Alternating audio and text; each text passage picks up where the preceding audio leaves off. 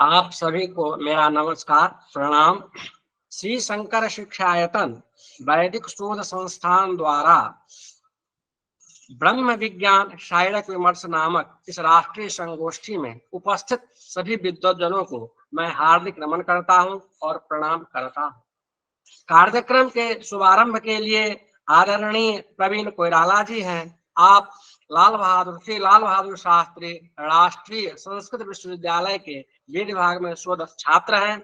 आप सामवेद के ज्ञाता हैं, सामवेद आपको कंठस्थ है। मैं आपसे निवेदन करता हूं कि वैदिक मंगलाचरण से इस कार्यक्रम को प्रारंभ करने की कृपा करें। ओम नमस्ताम वेदाय ओम आवकानय्या सारास्वाति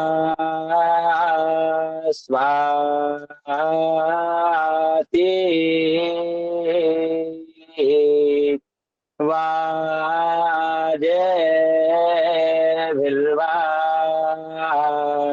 जीनायवाति यज्ञां वास्तु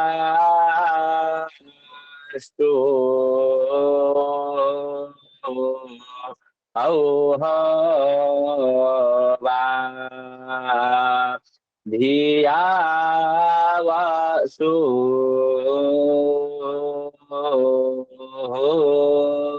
आवो राजा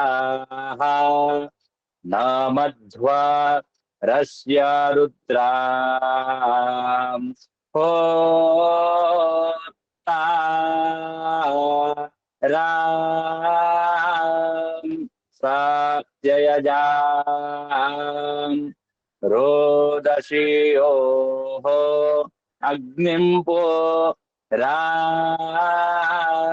तनयि नो रचित्तात हिरण्य रूपामवा साई कार्णो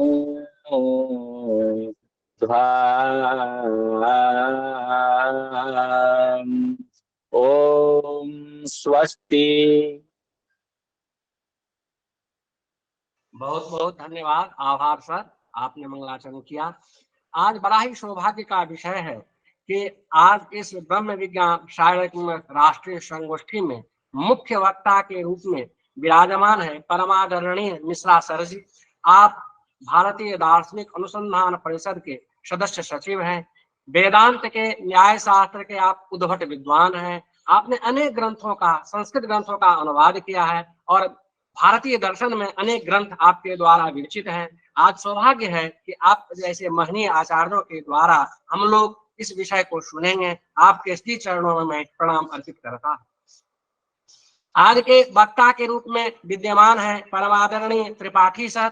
आप संस्कृत एवं प्राकृत भाषा सावित्री बाई फुले पुणे विश्वविद्यालय के विभागाध्यक्ष हैं। आप व्याकरण शास्त्र, दर्शन शास्त्र, न्याय शास्त्र के उद्भट विद्वान हैं। आपने श्री शंकर शिक्षायतन के अनुरोध को स्वीकार कर आज अपना व्याख्यान प्रस्तुत करने के लिए यहाँ उपस्थित हैं। मैं आपका हार्दिक स्वागत, अभिनंदन और प्रणाम करता हूँ। आज के कार्यक्रम के अध्यक्ष परमादरणीय शुक्ला सर हैं। आपको मैं प्रणाम और अभिनंदन करता हूं। आपके दिशा निर्देश में ही यह कार्य प्रवर्तित होता आ रहा है। ब्रह्म विज्ञान पंडित मधुसूदन ओझा जी का एक ग्रंथ श्रृंखला है। इस श्रृंखला को आधार बनाकर 2023 में श्री शंकर शिक्षायतन उन्हीं श्रृंखला के अंतर्गत जो जो ग्रंथ ओझा जी ने लिखा है उन्हीं को आधार बना करके राष्ट्रीय संगोष्ठी समायोजित किया जाएगा। पूर्व में भी, पिछले महीने में भी ब्रह्म समन्वय एक ओझा जी का शायद ब्रह्म विज्ञान के अंतर्गत ग्रंथ है, उसमें निर्विशेषानुवाद पर, परात्मा पर अनुवाद पर विचार किया गया। आज बड़ा ही सौभाग्य का विषय है कि शायरक विमर्श पर हम लोग विचार के लिए श्रवण करने के लिए आदरणीय मिश्रा जी से सुनेंगे। शारीरक का अर्थ होता है जीव आत्मा, जीवात्मा का संबंध है। इस ग्रंथ में 16 प्रकरण हैं। 16 प्रकरणों के माध्यम से आत्मा के विविध स्वरूपों का उद्घाटन इसमें किया गया है।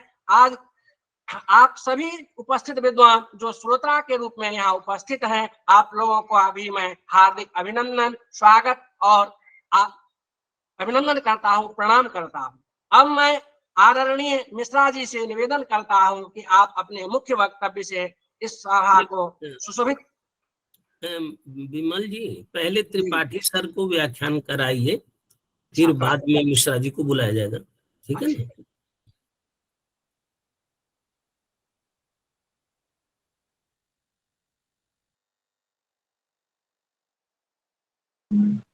सर आपका माइक बंद हो गया विमल सर। हाँ, आप न्याय और व्याकरण के उद्भट विद्वान हैं। आप अनेक ग्रंथों आपने लिखा है और आज सौभाग्य का विषय है कि आप ब्रह्म विज्ञान शारीरक विमर्श इस राष्ट्रीय संगोष्ठी में शारीरक विमर्श नामक पंडित मधुसूदन ओझा जी के ग्रंथों पर अपना विचार प्रस्तुत करेंगे। परमादरणीय त्रिपाठी जी से निवेदन करता हूँ अपने व्याख्यान से उत्कृत करने की कृपा करें।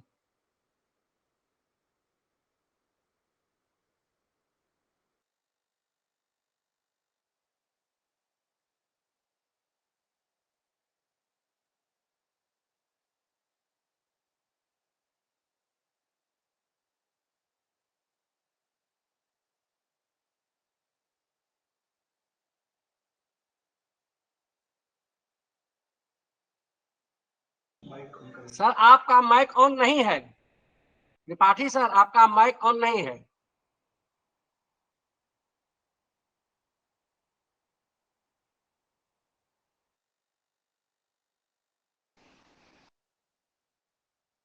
हाँ अभी आवाज आ रही है? जी आ रही है आवाज। सभी को नमस्कार, प्रणाम। आज के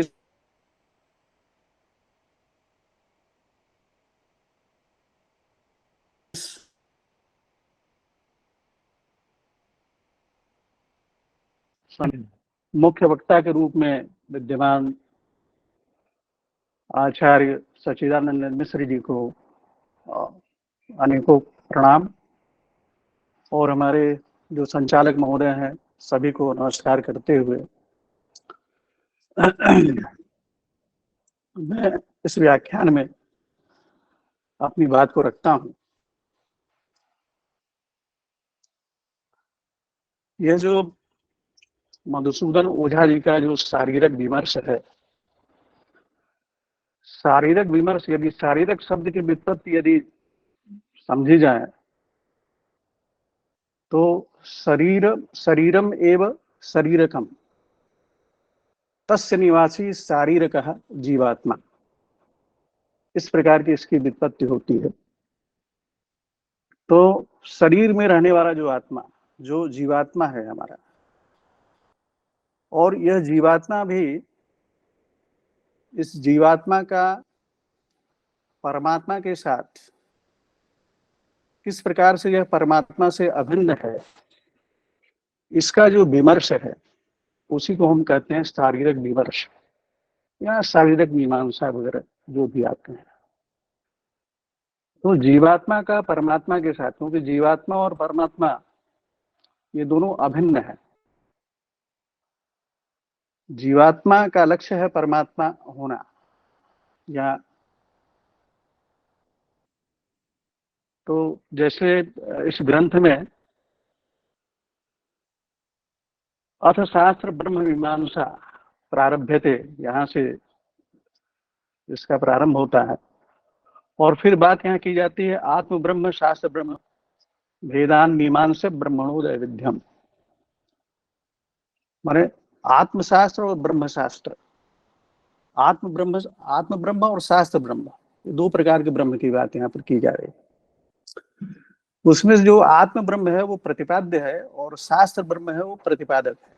दोनों के बीच में प्रतिपाद्य प्रतिपादक भाव संबंध है।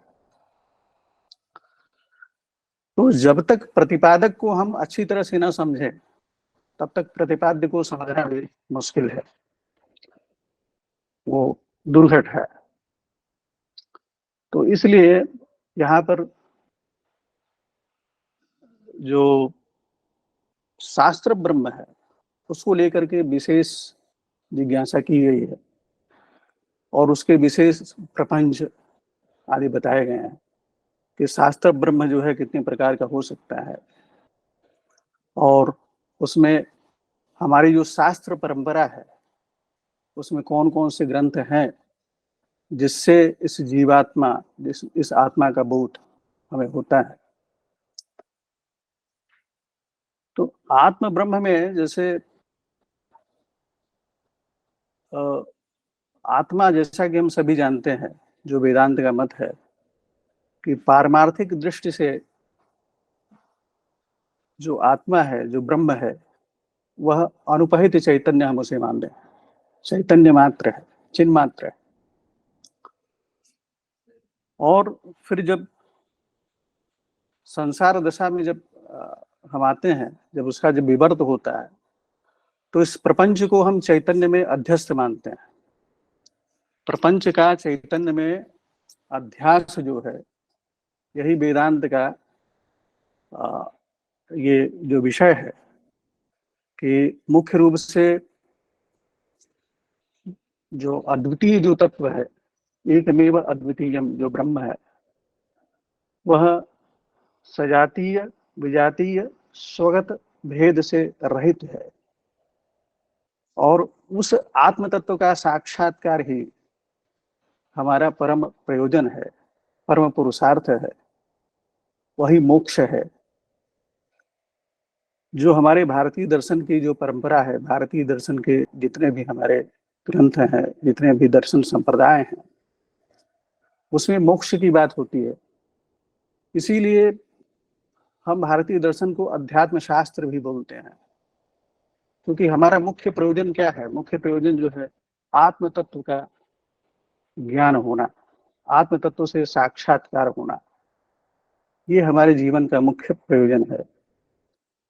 और यदि हम द्वैत दर्शन की बात करें, जैसे सांख्य दर्शन है, या जैसे अद्वैत दर्शन की बात करें, जैसे वेदांत है, तो इन सभी दर्शनों का एकमात्र यही प्रयोजन है कि जो दुख है, जिस दुख से हम पीड़ित हैं, जिस ये संसार जो है, यह जरा मरण जन्म चक्र का जो बंधन है, इससे हमें कैसे मुक्ति मिले,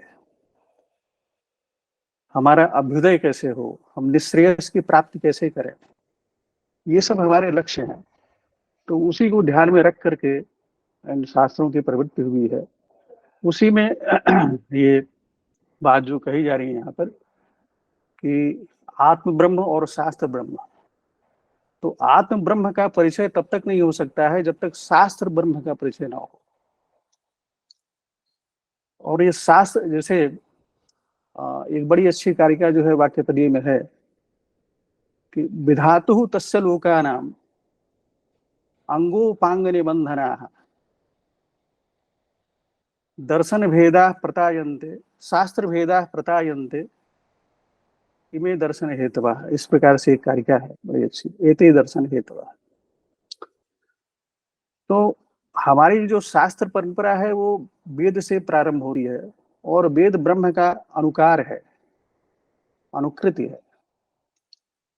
तो उसमें जो बीज मात्र में जो तत्व हैं, उसी का विकास हमारी जो शास्त्र परंपरा है, जो आगे जो उपनिषद है, वेद से उपनिषद, उपनिषद से जो दर्शन ग्रंथ है,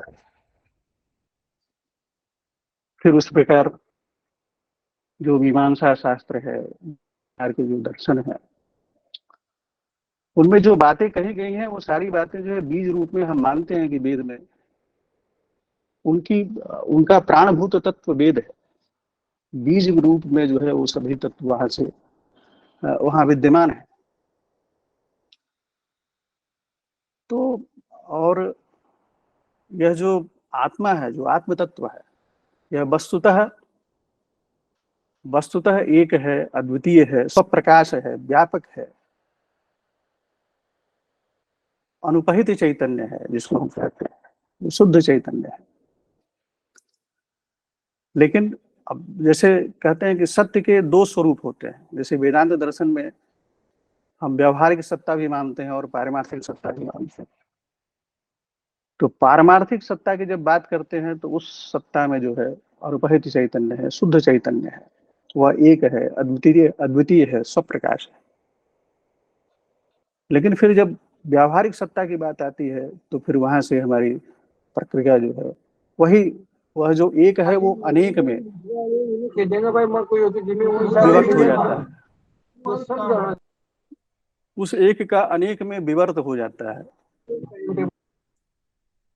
जैसे एक पद्य है, एकस्य सर्वबीजस्य यस्य चेयम अनेकधा भोक्तृभोक्तव्य रूपेण भोग रूपेण च स्थिति। तो संसार दशा में भोक्ता है, भोग्य है और भोग है। यदि ये सब चीजें न हो तो फिर संसार का मतलब क्या है? मैं वक्ता हूं और कुछ लोग हमें सुन रहे हैं,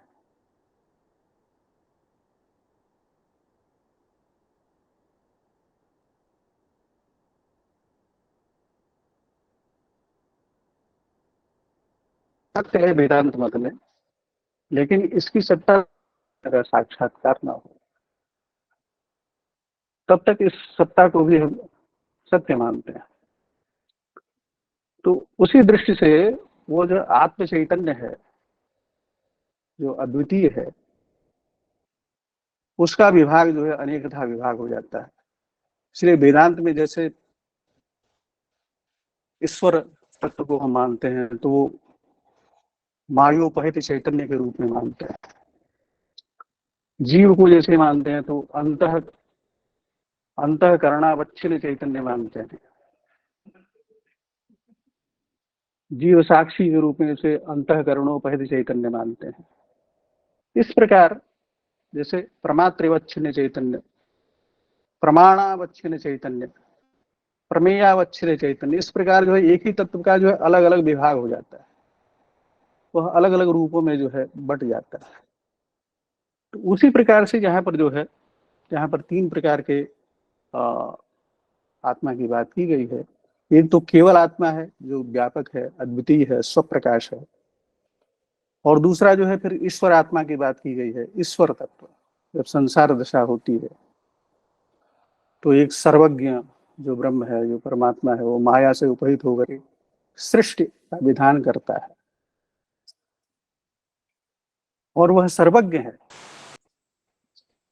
सर्वज्ञ से यहाँ तात्पर्य है कि वो जन्मादि जो जगत है, जो जगत कारणत्व है, उसमें वह जगत का कारण है। और कारण भी जो है वो क्या है? कारण तो भी एक कर्तृत्व है, माने कर।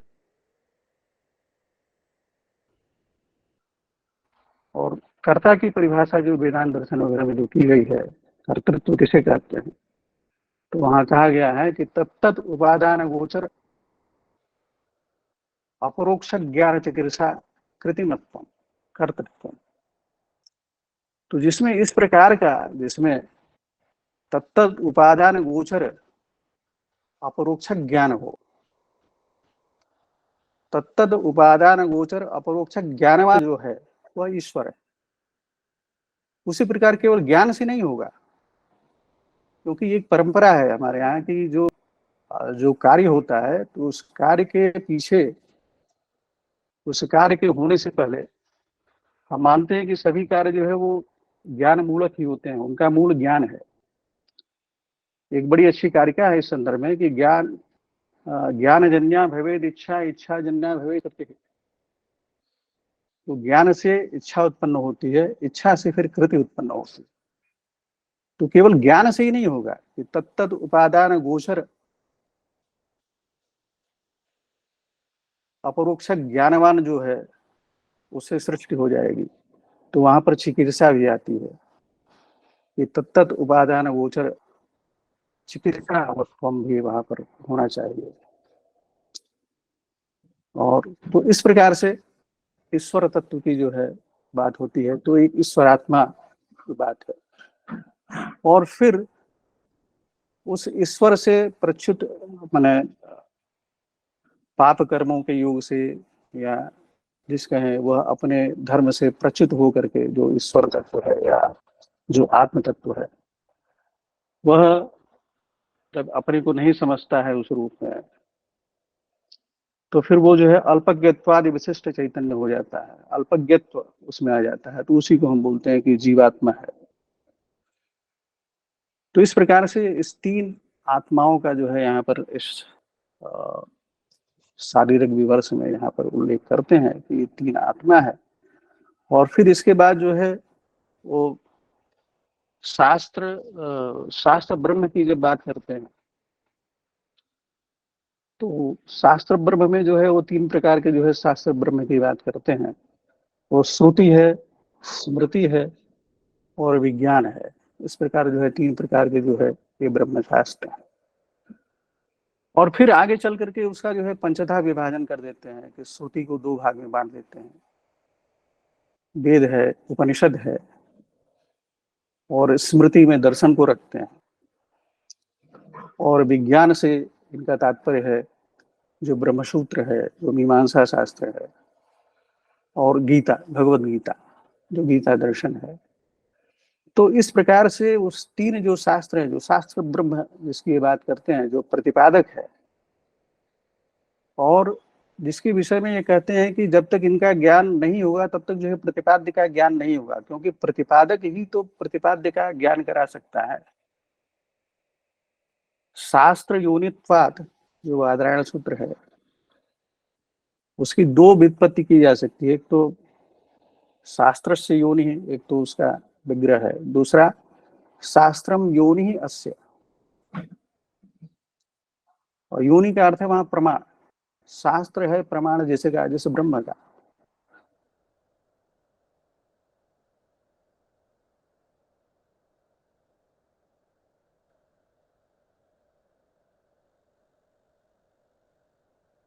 इस साधन से हम साध्य तक पहुंचेंगे। साध्य हमारा जो है, तो उस तत्व को पहुंचने का जो माध्यम है वह शास्त्र है। और इस शास्त्र को जो है हम पहले इस शारीरिक विवर्ष में पहले त्रिधा विभाजित किया गया है, और फिर उसके बाद उसी को जो है पंचधा उसका विभाजन किया गया है। तो बात यह है यहाँ पर कि विज्ञान शास्त्र जो है, हम विज्ञान शास्त्र, ये ब्रह्म शास्त्र, ये बादरायण सूत्र जो ब्रह्म सूत्र है या गीता है, इसको सबसे ऊपर रखा गया, क्योंकि इसके पीछे इनका तर्क ये है कि जो वेदांत वाक्य हैं, और जो है जो शास्त्र है, शास्त्र की एक और विशेषता है कि शास्त्र हम उसे कहते हैं जो अज्ञात का ज्ञापक हो, जिससे अज्ञात का ज्ञापन हो, वह शास्त्र है।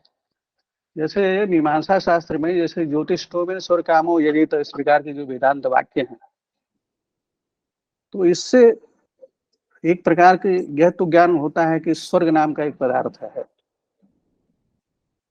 स्वर्ग नाम का जो यह जो पदार्थ है,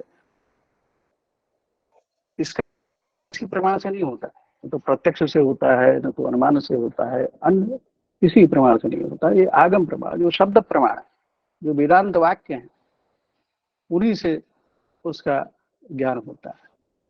ठीक उसी प्रकार जैसे जो ज्ञान कांड है, जो ब्रह्मसूत्र आदि जो ग्रंथ है, उसका जो प्रतिपाद्य जो विषय है ब्रह्म, उसका भी ज्ञान जो है वो प्रत्यक्ष अनुमान आदि से नहीं हो सकता। यदि शास्त्र योनित्वात्, यह जो सूत्र है, इसकी व्युत्पत्ति यदि हम तत्पुरुष समास में करें कि शास्त्र योनि, शास्त्र योनि, तो कदाचित हम कह सकते हैं कि जो है हम यहाँ पर अनुमान का प्रयोग कर रहे हैं, तर्क का प्रयोग कर रहे हैं, क्योंकि इस तर्क के प्रयोग से जो है हम ब्रह्म की सत्ता को सिद्ध कर सकते हैं। शास्त्र से the source of all scriptures. लेकिन फिर बाद में जब इस प्रकार की इसमें फिर बाद में जो है जो कमी है वो ये है कि हम फिर फिर दूसरी व्युत्पत्ति पर जब हम जाते हैं कि शास्त्रम योनि अस्य, तो हमारे कहने का तात्पर्य ये है कि ये जो विशिष्ट, ये विभिन्न प्रकार के जो विचार विमर्श जो किए गए हैं, ये विचार विमर्श जो है, ये जो ब्रह्म मीमांसा जो शास्त्र हैं, उन्हीं में जो है, उनमें तर्क की, उनमें अनुमान की, क्योंकि आगम मूलक यदि तर्क है तब तो हम उसे तब हम मानते हैं कि वह सत्य के स्वरूप का परिचायक हो सकता है, उससे सत्य के स्वरूप तक पहुंचा जा सकता है। केवल यदि आगम आगम रहित यदि तर्क है तो उससे सत्य के स्वरूप तक नहीं पहुंचा जा सकता। तो इसलिए जो है यहाँ पर तो पंचधा जो विभाजन जो किया गया शास्त्र ब्रह्म का, और उसमें जो है ब्रह्म सूत्र और गीता को जो है विज्ञान की श्रेणी में रखा गया, तो उसके पीछे यही तर्क है इस प्रकार का कि उसमें आगम मूलक तर्क है, उसमें व्यवस्था की गई है कि हमें जिस बात तक पहुंचना है, जैसे वेदांत, जैसे जो वाक्य हैं, वेदांत के जो विभिन्न वाक्य हैं उसका तात्पर्य क्या है। जैसे एक उदाहरण मैं बताऊंगा कि जैसे तत्वमसि है,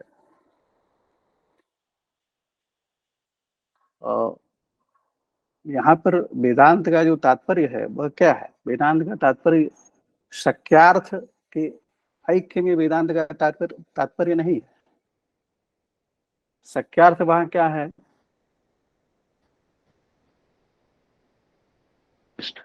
एतत् काल एतत् देश विशिष्ट, तो इन दोनों का जो है शक्यार्थ, जो शक्यार्थ में ऐक्य हो ही नहीं सकता है। तो यह शक्यार्थ में जब ऐक्य नहीं हो सका तो वहां पर एक विशेष तात्पर्य है, हमें मानना पड़ेगा, और उस तात्पर्य की अनुपपत्ति हो रही है। और उसी तात्पर्य ज्ञान के लिए जो है मीमांसा शास्त्र में जो है एक बड़ी प्रसिद्ध कारिका है कि उपक्रमोपसंहारो अभ्यासो पूर्वता फलम अर्थवादोपपत्तिश्च तात्पर्यम लिंगम तात्पर्य निर्णय। तो इस प्रकार जो वेदांत के वाक्य हैं इनका तात्पर्य क्या है। अब जो वाक्यार्थ है, उस वाक्यार्थ क्या होता है, वाक्यार्थ जो है उससे वह संसर्गावगाही ज्ञान को वाक्यार्थ कहते हैं। वाक्यार्थ भी संसर्ग का अवगाहन करता है। वाक्य में पद होते हैं, पदों के अपने अर्थ हैं, और पदार्थों का जो संसर्ग है वही वाक्यार्थ है। लेकिन तत्वमसि इत्यादि जो वाक्य हैं, या जो वेदांत के इस प्रकार के जो वाक्य हैं, जो आत्म तत्व का जो परिचय कराते हैं, जो आत्म तत्व का संज्ञान कराते हैं, उनका तात्पर्य जो है संसर्गावगाही ज्ञान नहीं है। उनका तात्पर्य वहां जो है चिन्ह मात्र का ज्ञान हो, वस्तु मात्र का ज्ञान हो, वह तात्पर्य है। और उस तात्पर्य की प्राप्ति के, उस तात्पर्य को वह तात्पर्य, उस तात्पर्य का ज्ञान कैसे हो, तो इस प्रकार जो है मीमांसा शास्त्र में इस प्रकार से विभिन्न प्रकार के उपाय सोचे गए। तो इसलिए इसको जो है विज्ञान शास्त्र है, सबसे उच्च कोटि में रखा गया। उच्च कोटि से कहने का मतलब ये नहीं है कि जैसे जो वेद है, वेद के जो वाक्य हैं और जो हमारे उपनिषद के वाक्य हैं उनसे ये उच्च कोटि में है, इसका ये तात्पर्य नहीं है। इसका तात्पर्य ये है कि जो वेद और वेदांत में जो वाक्य हैं, जो लिखे गए, जो कहे गए, जो पढ़े गए, जो बोले गए, वो तो जो साक्षात्कृत जो धर्म जो लोग थे, जो है जिन्होंने आत्म साक्षात्कार किया था, उन लोगों का अनुभव है। लेकिन उसकी उपपत्ति कैसे की जाए, उसको कैसे समझा जाए, कैसे समझाया जाए, उसकी विवेचना कैसे की जाए, इसके विषय में जो है जो सोचा गया, वो बाद के जो है दर्शन ग्रंथों में बात आई। फिर उसके बाद मीमांसा शास्त्र में इस प्रकार की बातें आई। तो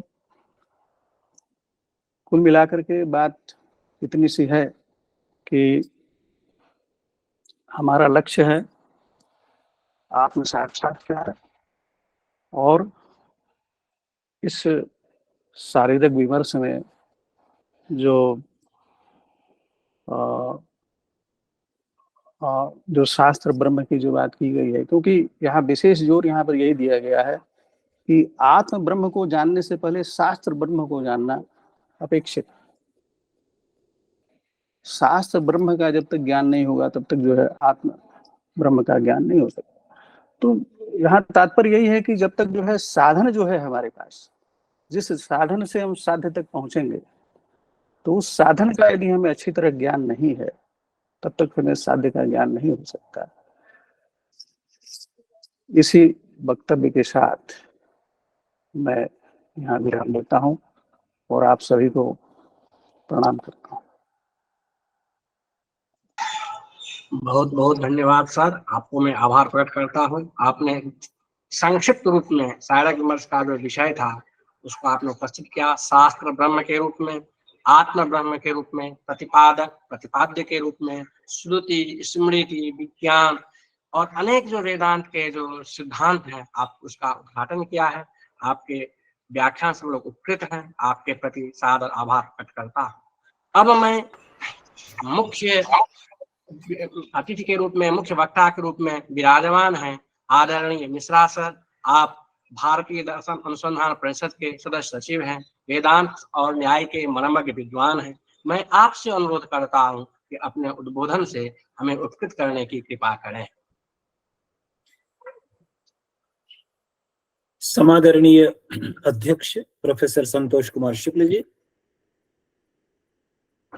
श्री शंकर शिक्षायतन के आयोजक वृंद, आज के वक्ता प्रोफेसर देवनाथ त्रिपाठी जी,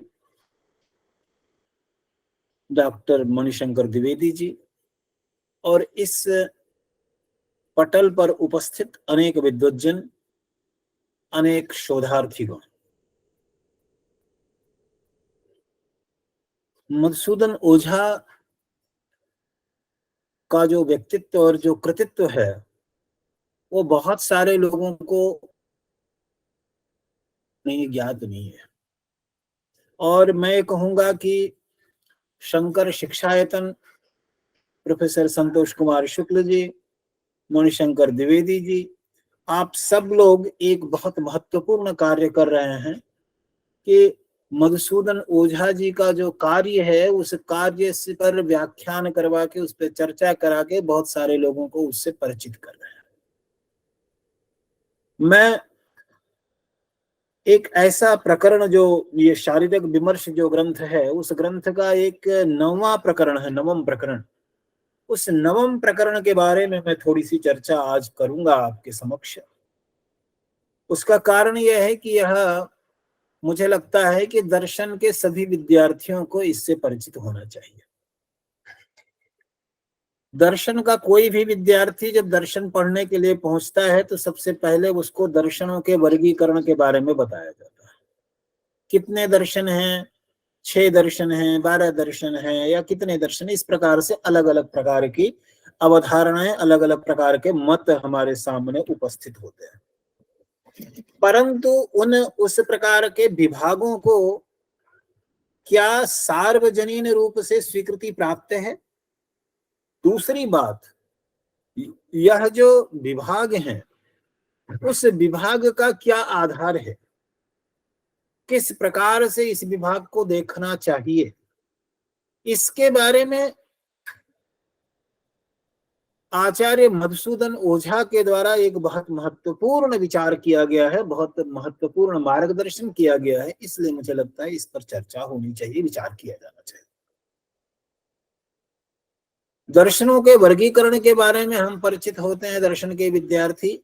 एक ग्रंथ है हरिभद्र सूरी का षड दर्शन समुच्चय, और उस ग्रंथ में ये वाक्य आता है, दर्शनानि षडेवाहुः देव भेद विवक्षया। 6 प्रकार के दर्शन हैं, 6 प्रकार के दर्शन बताए गए हैं। देवताओं के भेद की विवक्षा से। यहाँ पर यह भी विशेष में ध्यान रखने वाली बात है कि षड्दर्शन समुच्चयकार जब दर्शनों का भेद देव भेद की विवक्षा से कर रहे हैं तो निश्चित ही दर्शन शब्द का फिलॉसफी से एक अंतर है, उस अंतर को भी यहाँ पर समझ में रखना चाहिए, ध्यान में रखना चाहिए। क्योंकि फिलॉसफी में भेद देव भेद की विवक्षा से तो नहीं होता, लेकिन यहाँ पर दर्शन का जो भेद है वो देव भेद की विवक्षा से दर्शन का भेद हुआ है। बाद में दर्शनों का भेद किन्हीं दूसरे आधारों पर किया जाता है जिसको कि हम आस्तिक और नास्तिक आधार पर समझते हैं। और आस्तिक का तात्पर्य नास्तिको वेद निंदक इस मनुवचन का संदर्भ ग्रहण करते हुए वेद को प्रमाण न मानने वाले जो दर्शन हैं उन दर्शनों को नास्तिक, और वेदों के प्रामाण्य को स्वीकार करने वाले जो दार्शनिक उनको आस्तिक के रूप में मान्यता दी जाती है। हम दर्शन के विद्यार्थी भी अनेक बार इस चीज के प्रति एकदम असावधान होते हैं। असावधान इस चीज के लिए होते हैं कि क्या कोई ऐसी संभावना नहीं बन सकती है कि कोई दर्शन वेदों के प्रामाण्य को स्वीकार करे या न स्वीकार करे, यानी वेदों के प्रामाण्य और अप्रामाण्य के बारे में बिल्कुल ही स्वतंत्र रूप से अपनी बात कहे, उसके बारे में कोई चर्चा ही ना करे कि वेद प्रमाण होते हैं या नहीं होते हैं। जैसे कि बहुत सारी चीजों के बारे में अनेक दर्शनों में बातें इस रूप में भी प्रस्तुत की जाती हैं कि वह अवक्तव्य है, इसके बारे में हमको कुछ नहीं कहना है।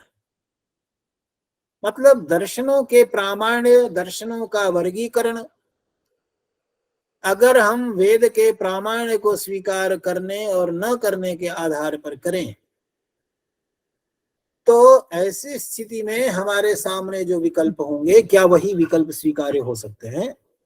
क्या एक ऐसी संभावना नहीं हो सकती है कि कोई दर्शन संप्रदाय ये बोले कि भाई हम वेद के प्रामाण्य और वेद के अप्रामाण्य के बारे में कोई चर्चा नहीं करेंगे,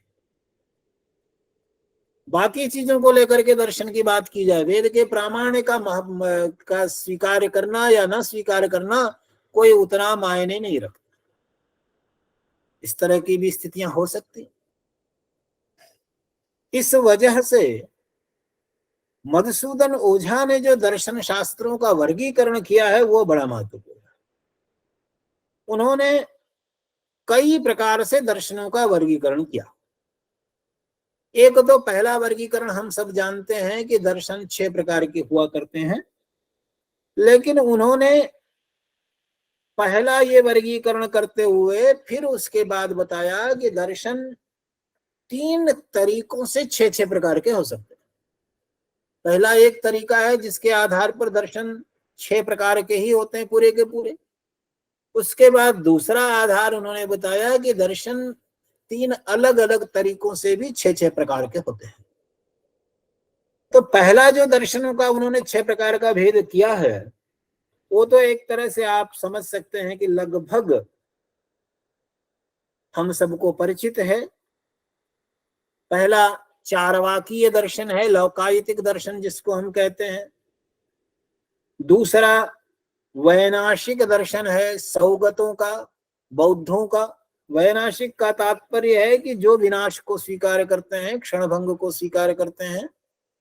तो क्षणभंगवादियों का जो दर्शन है वो वैनाशिक दर्शन है। तीसरा आरहत दर्शन है जिसको हम स्यादवादिक दर्शन के रूप में समझते हैं, जैन दर्शन। फिर एक चौथा दर्शन जिसको वैशेषिक काणाद दर्शन के रूप में हम जानते हैं, औलूक्य दर्शन के रूप में भी उसको हम जानते हैं।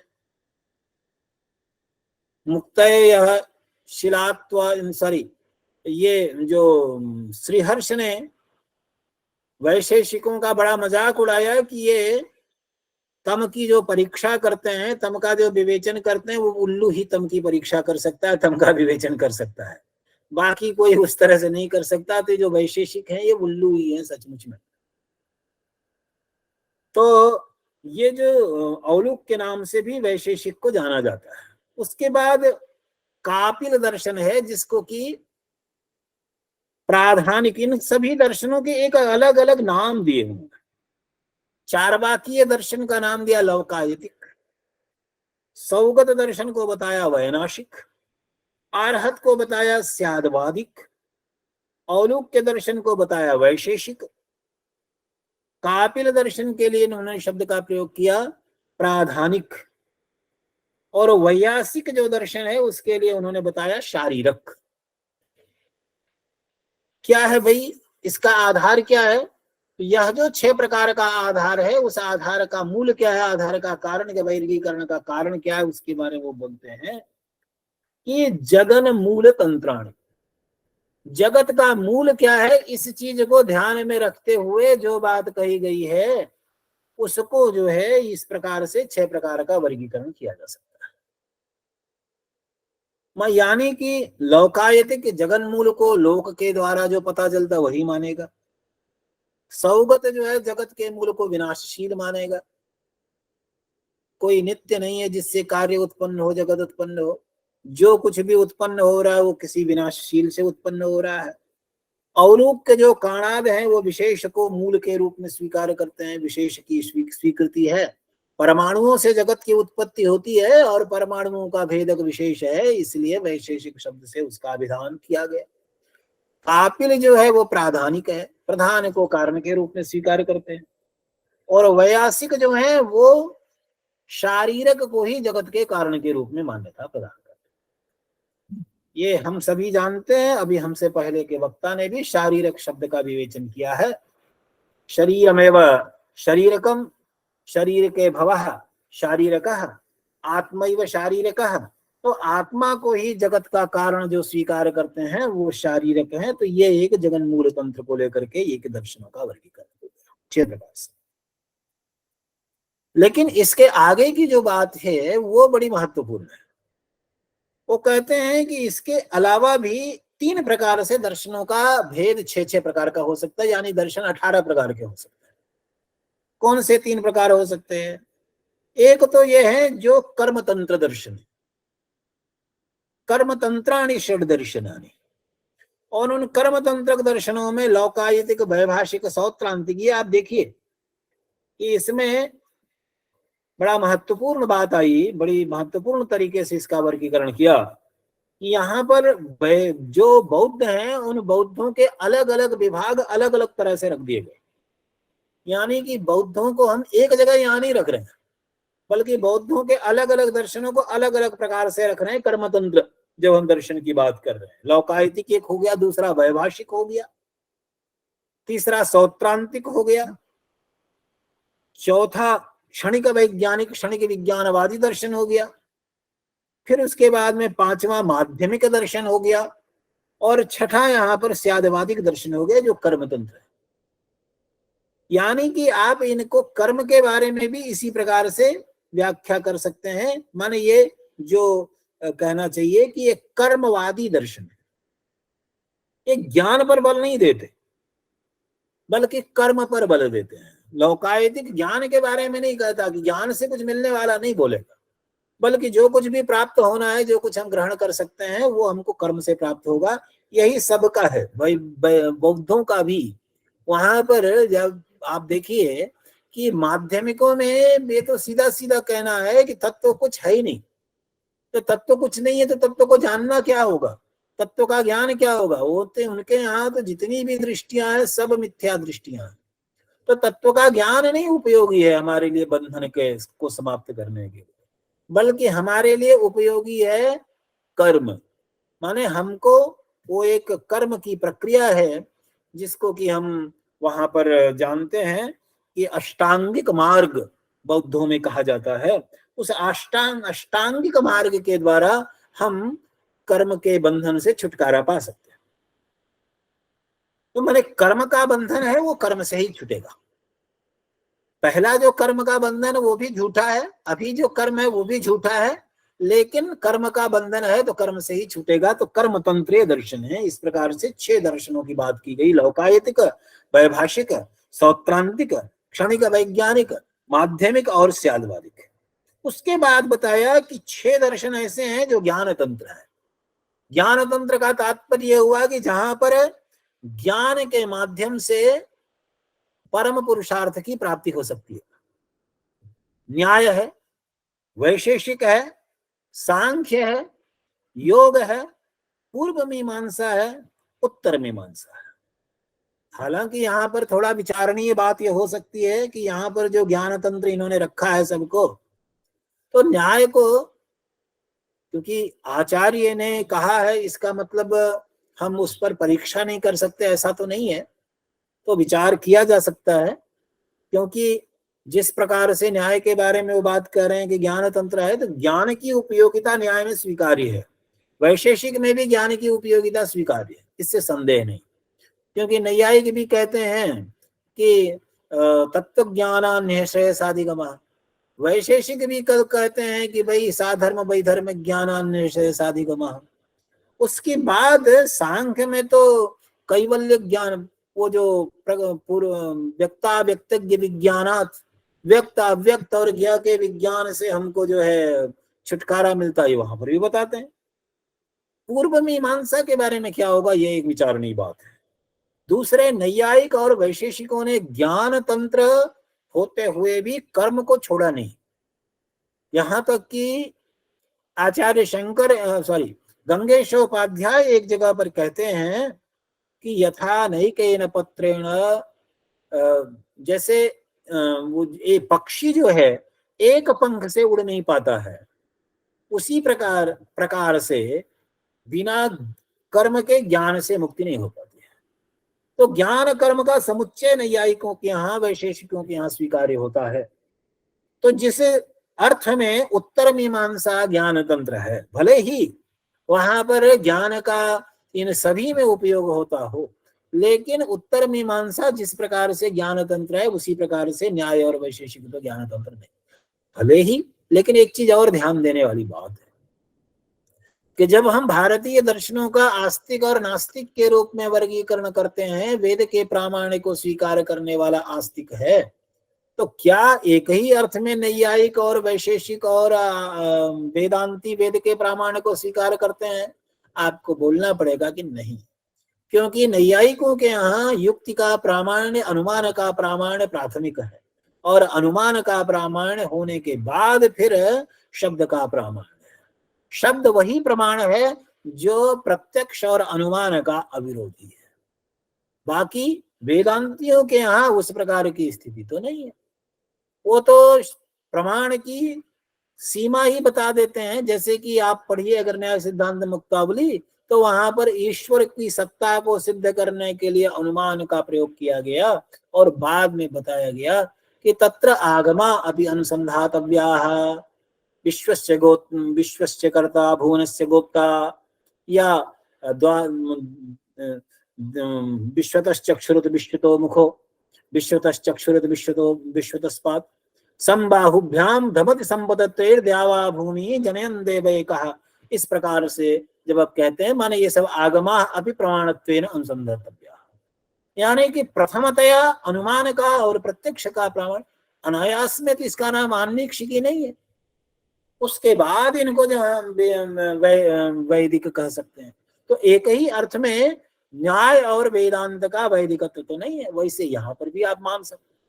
फिर उसके बाद 6 और दर्शनों के बारे में यहाँ पर बात कही इन्होंने कि भक्ति दर्शन, वे षड दर्शनानि भक्ति तंत्राणि, वो भक्ति मार्ग को अनुसरण करने वाले दर्शन हैं। सौर दर्शन, शाक्त दर्शन, शैव दर्शन, वैष्णव दर्शन, गाणपत्य दर्शन और स्मार्त दर्शन। यहाँ पर 2 और चीजें बताई, 2 और चीजें बताई इन्होंने। बताया कि देखो, आस्तिक नास्तिक ये 2 विभाग करने के बजाय इस तरह से 3 विभाग किया जा सकता है। एक तो नास्तिक दर्शन है, दूसरा नैगमिक दर्शन है, और तीसरा आगमिक दर्शन है। ये एक बड़ी मौलिक बात मधुसूदन ओझा जी कर रहे हैं, क्योंकि जब वैदिक बात करते हैं, वैदिक और अवैदिक केवल 2 ही पक्ष में रख देने का बात यहाँ पर नहीं है, बल्कि आगमिक एक अलग है, नैगमिक एक अलग है। तो निगम और आगम का भी भेद हो सकता है, और निगमानुसारी दर्शन कुछ और हो सकते हैं, आगमानुसारी दर्शन कोई और हो सकते हैं। तो ये एक बड़ी मतलब महत्वपूर्ण सूझ है, मुझे ऐसा लगता है, मधुसूदन ओझा जी। उसके बाद ये केवल 18 दर्शनों पर ही रुक जाते हैं ऐसा नहीं है। इन 18 दर्शनों के उपरांत फिर वो आगे भी बात करते हैं कि जरा सा दूसरे प्रकार से हम देखें तो वो 36 दर्शन भी हो जाते हैं। शायद लगता है हम लोगों को बहुत बार, और जो दर्शन के विद्यार्थी उन सबको ये चीज बड़ी महत्वपूर्ण लगती है, बड़ी अटपटी सी लगती है कि पहले बताया जाता है कि 6 दर्शन है, फिर बताया जाता है कि 6 आस्तिक हैं, 6 नास्तिक हैं, और फिर जब जाकर के कोई सर्व दर्शन संग्रह पढ़ने लगता है तो पता चलता है उसमें बहुत सारे दर्शन आ गए। तो समझ में नहीं आता क्या बात है, किस तरह से कहाँ पर किया जाए। और उस सर्वदर्शन संग्रह में जिस तरह से प्रतिपादन किया गया है तो हम लोगों को अटपटा सा लगने लगता है, अजीब सा लगने लगता है, कैसे इसको देखा जाए।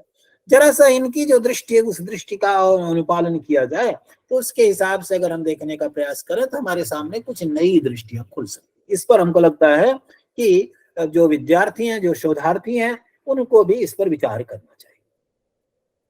उसके बाद 6, उनका कहना है कि 6 प्रकार से 6 भेद किया जा सकता है, यानी कि 6 into 6 36, 36 प्रकार के दर्शन है, 36 दर्शन है हमारे। तो 36 दर्शनों की बात कर सकते हैं।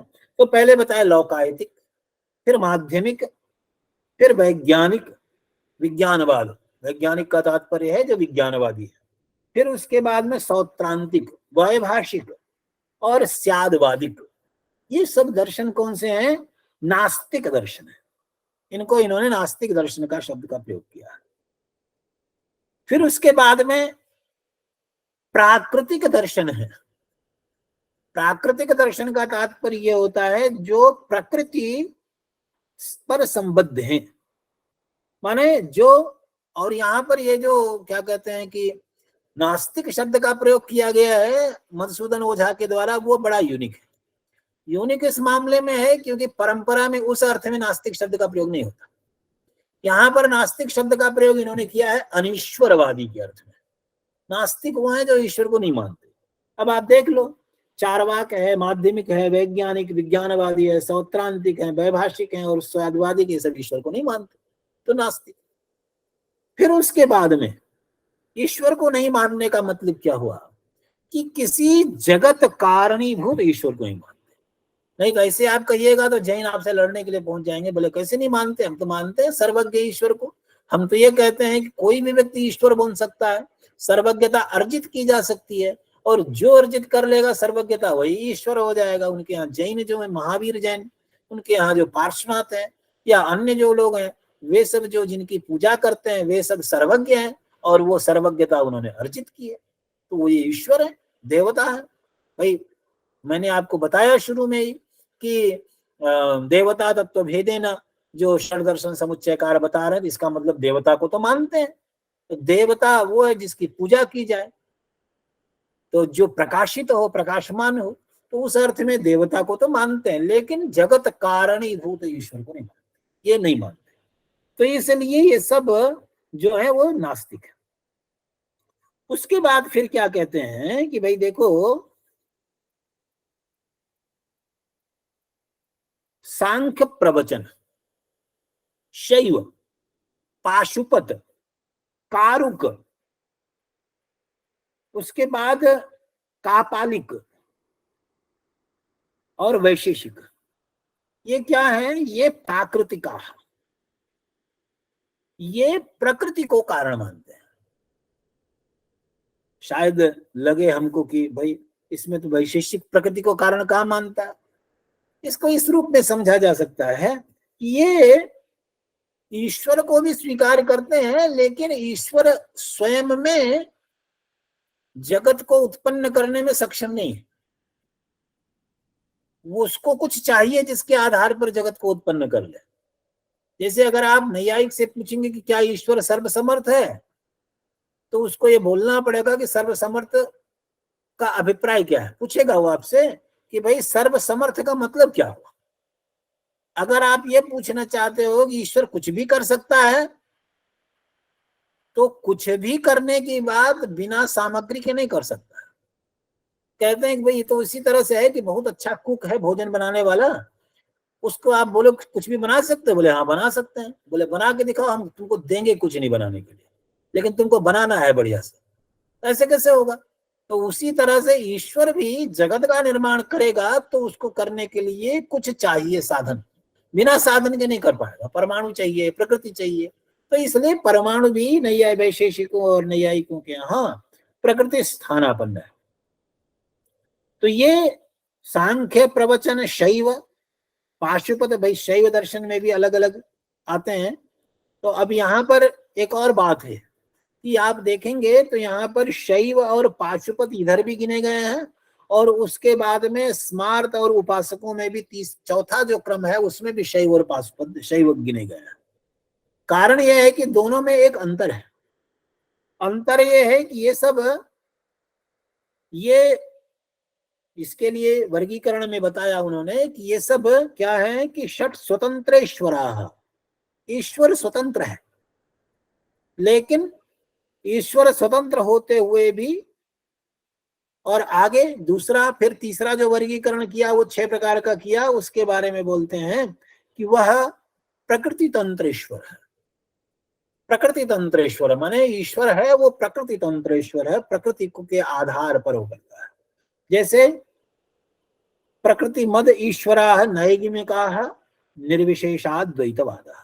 तो जो प्रकृति मद ईश्वर है वो नैगमिक, माने नैगमिक का मतलब क्या हुआ? निगम से प्राप्त, वेद से प्राप्त वो जो निर्विशेषाद्वैतवाद है वो प्रकृति मद ईश्वर को स्वीकार। भाई देखो आप, अद्वैत में तो प्रकृति को कारण माना ही गया है। मायाम तो प्रकृतिम विद्यात् मायिनम तो महेश्वरम। तो माया को प्रकृति के रूप में स्वीकार किया गया है, माई जो है स्वीकार किया गया है महेश्वर को। तो प्रकृति मद ईश्वर है।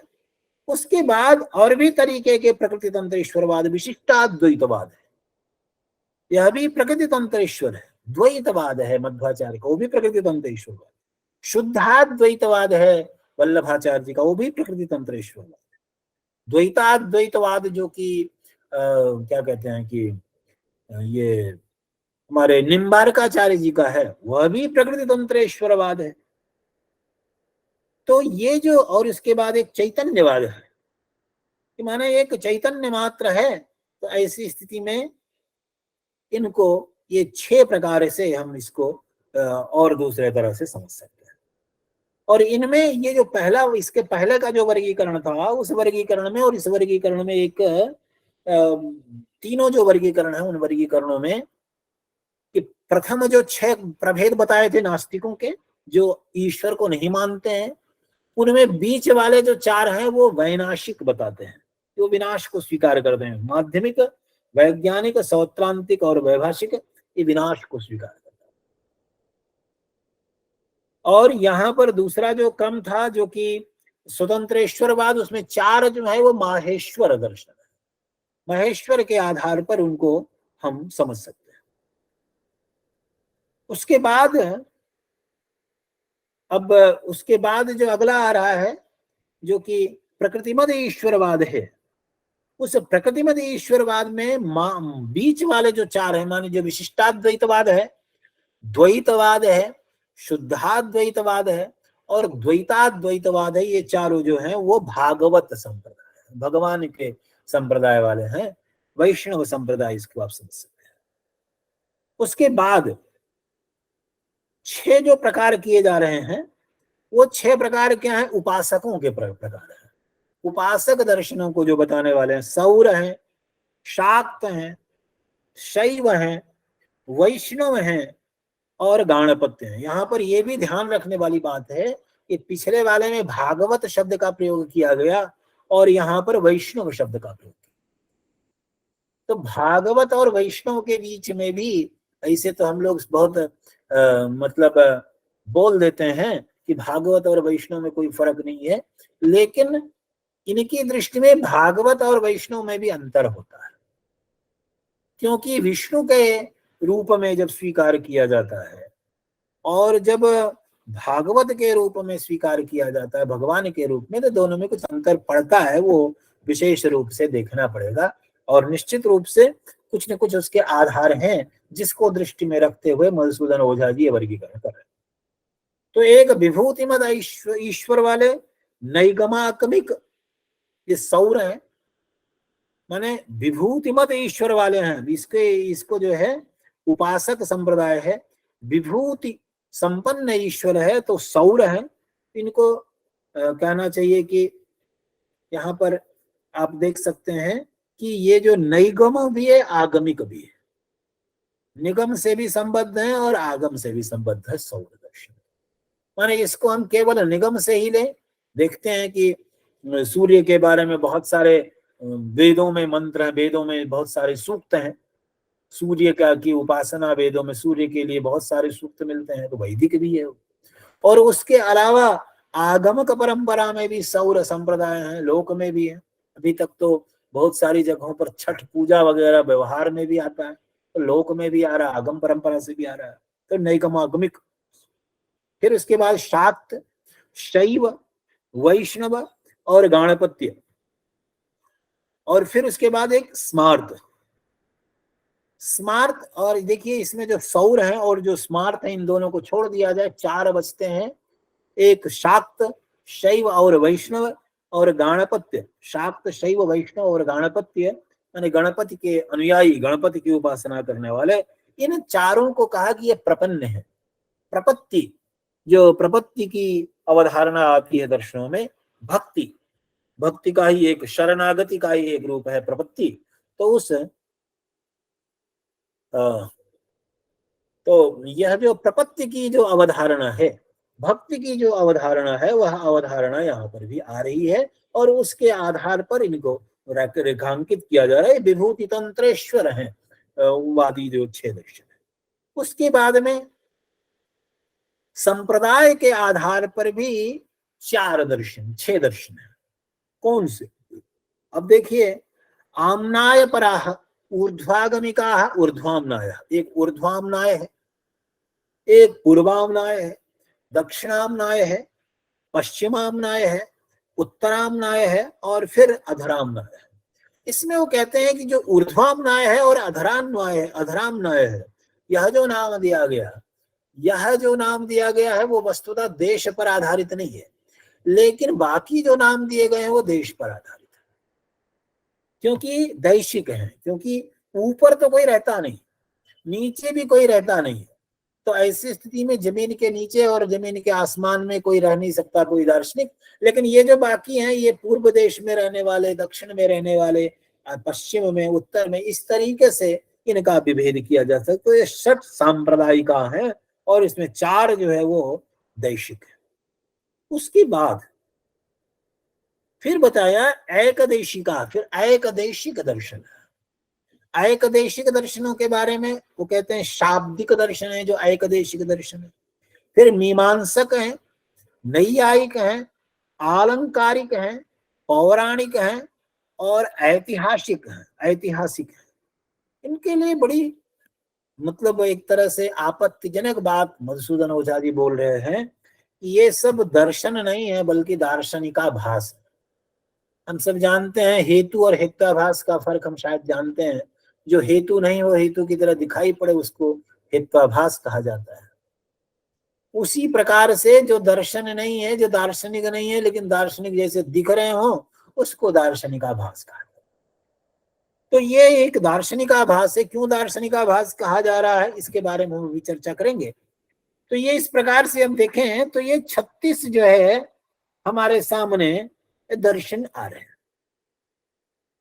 तो ये जो 36 दर्शन हमारे सामने उपस्थित हो रहे हैं, उन 36 दर्शनों को अगर आप देखो तो अलग अलग प्रकार से हमारे पास दर्शनों का विभाग आया।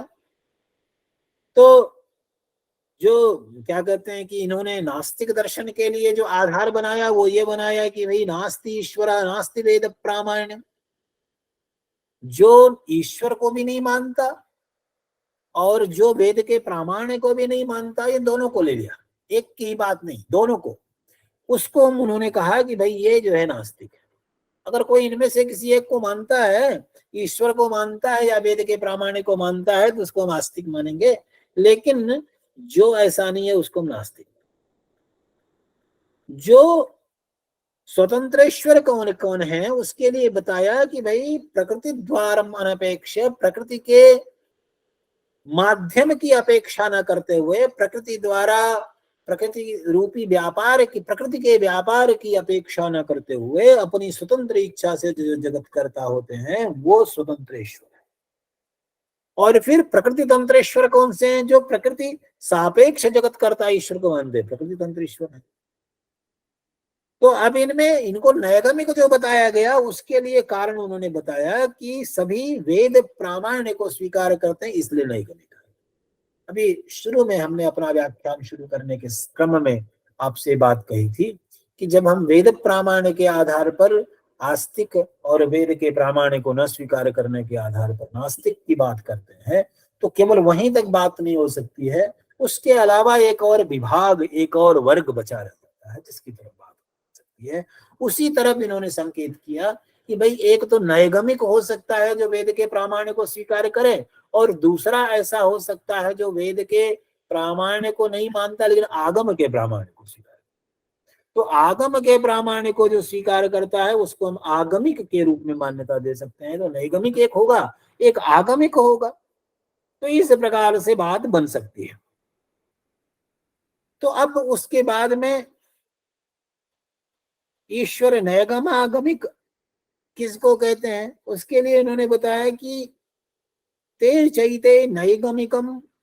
देखिए प्रपन्न शब्द का भी प्रयोग किया, उसके लिए बताया इन्होंने जो देवता विशेष जो है वो ईश्वर की विभूतियां हैं, और देवता विशेष जो ईश्वर की विभूतियां हैं उन देवता विशेष के द्वारा जो ईश्वर में बुद्धि करते हैं वो विभूति तंत्रेश्वर है।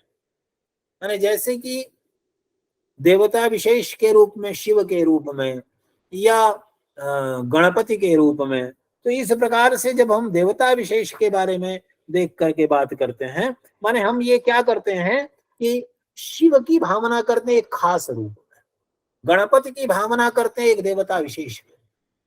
तो इस प्रकार से देवता विशेष को ध्यान में रखते हुए जो बुद्धि करते हैं वो विभूति तंत्रेश्वर है। इनमें एक और बात है जिसकी वजह से इनको प्रपन्न शब्द का प्रयोग किया गया है। वो प्रपन्नता का तात्पर्य है कि प्रपन्नता का अभिप्राय यह है कि अनन्योपासकता होनी चाहिए। भर्तृहरि ने नीति शतक में एक जगह पर कहा है, एको देवः केशवो वा शिवो वा। देवता एक हो, चाहे वो केशव हो चाहे शिव हो। तुलसीदास जी के बारे में भी ये कहा जाता है कि कहीं पर गए और कृष्ण वहां पे तुलसी मस्तक तब झुके धनुष बाण हो हाथ। तो तुलसीदास जी ने बोला कि भाई देखो ये हमको बांसुरी बजाने वाले के यहाँ हम प्रणाम नहीं करेंगे, तुलसीदास का मस्तक तभी झुकेगा जब उनके हाथ में धनुष बाण। यानी कि वो प्रपत्ति की बात है कि प्रपन्नेश्वर जो हैं जो प्रपत्ति की बात करते हैं, इस प्रकार से एक अनन्य की उपासना करने वाले हैं वो प्रपन्न है। और जो नैगमिक आमिक जो बताया गया, जिनको बताया गया कि भाई देखो केवल ये नास्तिक एक हो गया, फिर उसके बाद में एक नैगमिक हो गया, फिर एक नैगमागमिक भी है। नैगमागमिक का मतलब क्या हुआ? जो निगम को भी मानता है आगम को भी मानता है। कैसे?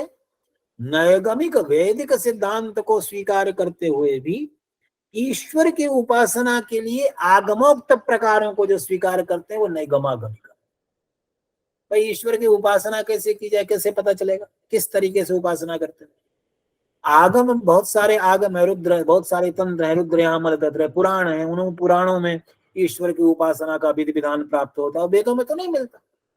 तो उपासना कैसे, किस आधार पे करते हैं आप? उसके आधार पर करते हैं। तो जो इस प्रकार से कर रहे हैं उनको नैगमागमिक कहा जाता है। उसके बाद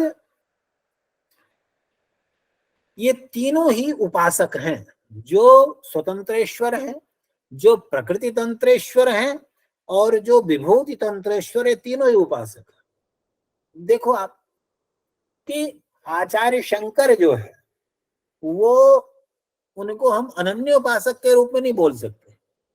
कारण यह प्रपन्न के रूप में नहीं बोल सकते, क्योंकि उन्होंने पंचायतन पूजा का वो किया। उन्होंने कहा कि मंदिर में पंचायतन पूजा होनी चाहिए, शिव होने चाहिए, गणपति होने चाहिए, उसके बाद में जो है 5 देवताओं की पूजा के बारे में बताते हुए, मुझे स्मरण नहीं आ रहा 5 कौन कौन से देवता हैं, तो पंचायतन पूजा के बारे में बताते। उन्होंने शक्ति के लिए भी स्तोत्र लिखे, शिव के लिए भी स्तोत्र लिखे, विष्णु भगवान के लिए भी स्तोत्र लिखे। लेकिन आप ये जरा सा देखो कि रामानुजाचार्य दर्शन के जो अनुयायी हैं, जो रामानुजाचार्य दर्शन के जो अनुयायी हैं, या द्वैत दर्शन के, मध्वाचार्य के दर्शन के जो अनुयायी हैं, वो लोग क्या इस प्रकार से अलग अलग देवताओं के लिए स्तुति लिखते हैं? नहीं लिखते। वो केवल एक ही देवता की स्तुति लिखते हैं, विष्णु की स्तुति, विष्णु अर्चना ही करते हैं। तो ऐसी स्थिति में यह जो है वो यद्यपि उपासक सभी हैं, परंतु फिर भी इनमें फर्क है। और उसके बाद में जो शुद्ध आगमिक बताया, षडाम्नाय विदः सांप्रदायिकाः शुद्धागमिकाः भवन्ति।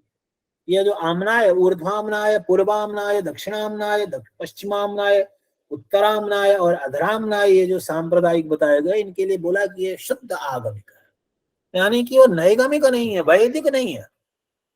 तो नैगमिक नहीं है, वो केवल आगमिक है।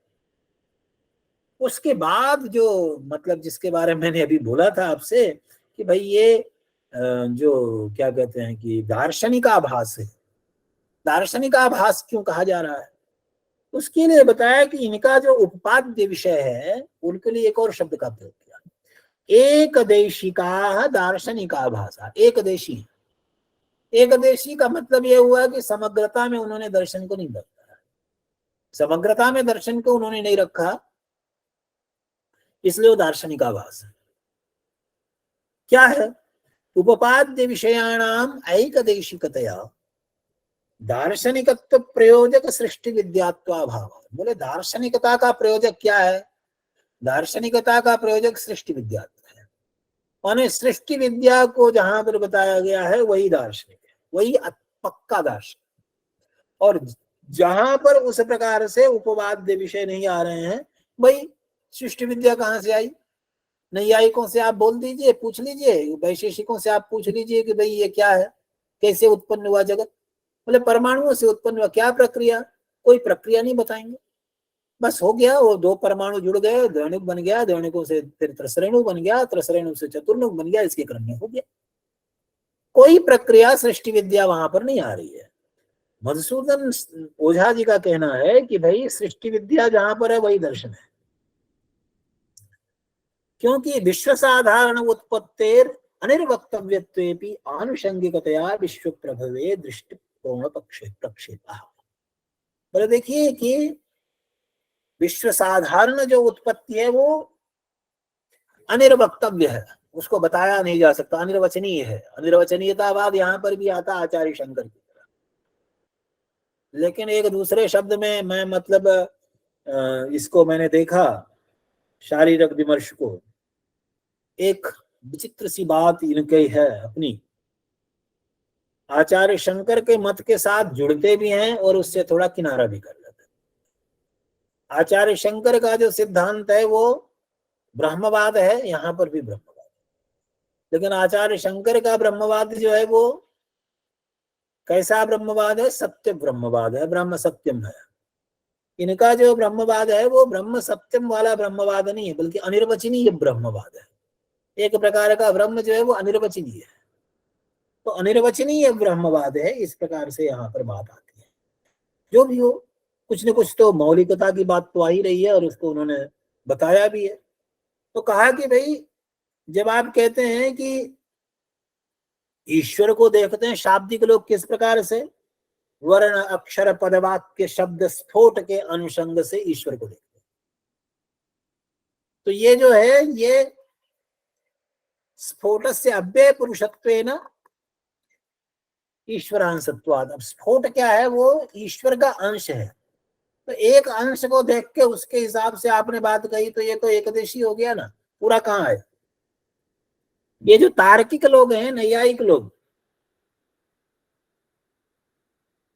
तार्किकाः वाक्य न्याय विदः वेदांत वाक्यानां कर्मकांड ज्ञानकांड भेदात् द्वेधा विभक्तानां कर्म ब्रह्म भेदेन प्रतिपाद्य विषय भेदात् पूर्व मीमांसोत्तर मीमांसा भेदेन पृथगिव एतद् वाक्य महावाक्य तात्पर्यार्थं मीमांसमाना अपि वेद वाक्योपदिष्टानुषंगेन ईश्वरे सज्जते। आप सब जानते होंगे कि आचार्य शंकर का जो दर्शन है उसको उत्तर मीमांसा कहते हैं। वेदांत को उत्तर मीमांसा के रूप में जानते हैं, पूर्व मीमांसा और उत्तर मीमांसा। तो जो उत्तर मीमांसा है उसको भी इन्होंने बताया कि ये जो है वस्तुतः वेद वाक्योपदिष्टानुषंगेण ईश्वरे सज्जन्ते वाक्य विद्यानाम तेषां वाक्यार्थ सिद्धि मुख्यतो लक्ष्या न तो विश्व प्रभवतया ईश्वर सिद्धि सृष्टि विद्यात्वाभावात्। बोले कि देखो ये वाक्य विद्या जो है ना मीमांसा, वह मीमांसा भी सचमुच में एकदेशी ही है, क्योंकि सृष्टि विद्या की बात वहां पर कहीं नहीं। तो इस प्रकार से ये जो नैयायिक हैं तर्क न्याय विदा, इनका क्या उद्देश्य है? ये लोग तो केवल कैसे आर्गुमेंट करना चाहिए, कैसे तर्क करना चाहिए, कैसे शास्त्रार्थ करना चाहिए, वाद विवाद कैसे करना चाहिए, इसके बारे में बताते हैं। और उसी प्रसंग से उन्होंने तो क्या किया, जो 16 तत्व बताया है उस 16 तत्व में ईश्वर को गिना भी नहीं। इतना मतलब उपेक्षित है ईश्वर वहां पे न्याय में कि भाई 16 तत्व बताया, उसमें ईश्वर को गिनने की भी जरूरत नहीं सकती। प्रमाण, प्रमेय, संशय, प्रयोजन, दृष्टांत, सिद्धांत, फिर प्रमेय की ना, उसमें भी ईश्वर नहीं आया। आत्म शरीर इंद्रियार्थ बुद्धिमना प्रवृत्ति दोष प्रत्याभाव फल दुखापवर्गास्तु प्रमेयम जो बताया, उस 12 प्रमेयों में भी ईश्वर कहीं गिना नहीं गया। आत्मा को गिन दिया, अब बोल दिए भाई आत्मा और ईश्वर एक ही चीज है, आत्मा का ये एक प्रभेद है, ईश्वर तो इस तरह से करते। तो ऐसी स्थिति में बोले कि भाई देखो ये सब जो है ये सब भी मतलब विश्व विद्या की बात। आवाज आ रही है आप लोगों को? एक ने मैसेज किया कि आवाज स्पष्ट नहीं सुनाई दे रही है। सर आ रही है, आवाज आ रही है। ठीक है, आवाज आ रही जी, धन्यवाद धन्यवाद। कभी बीच में शायद कुछ नेटवर्क की प्रॉब्लम हो गई हो। तो इस प्रकार से वो कहते हैं कि देखो भाई सच बात तो यह है कि दर्शन तो एक ही है, जैसे कि आप सर्व दर्शन संग्रह में भी देखते हैं, उसी प्रकार से कुछ मधुसूदन ओझा जी का भी कहना है कि दर्शन तो एक ही है।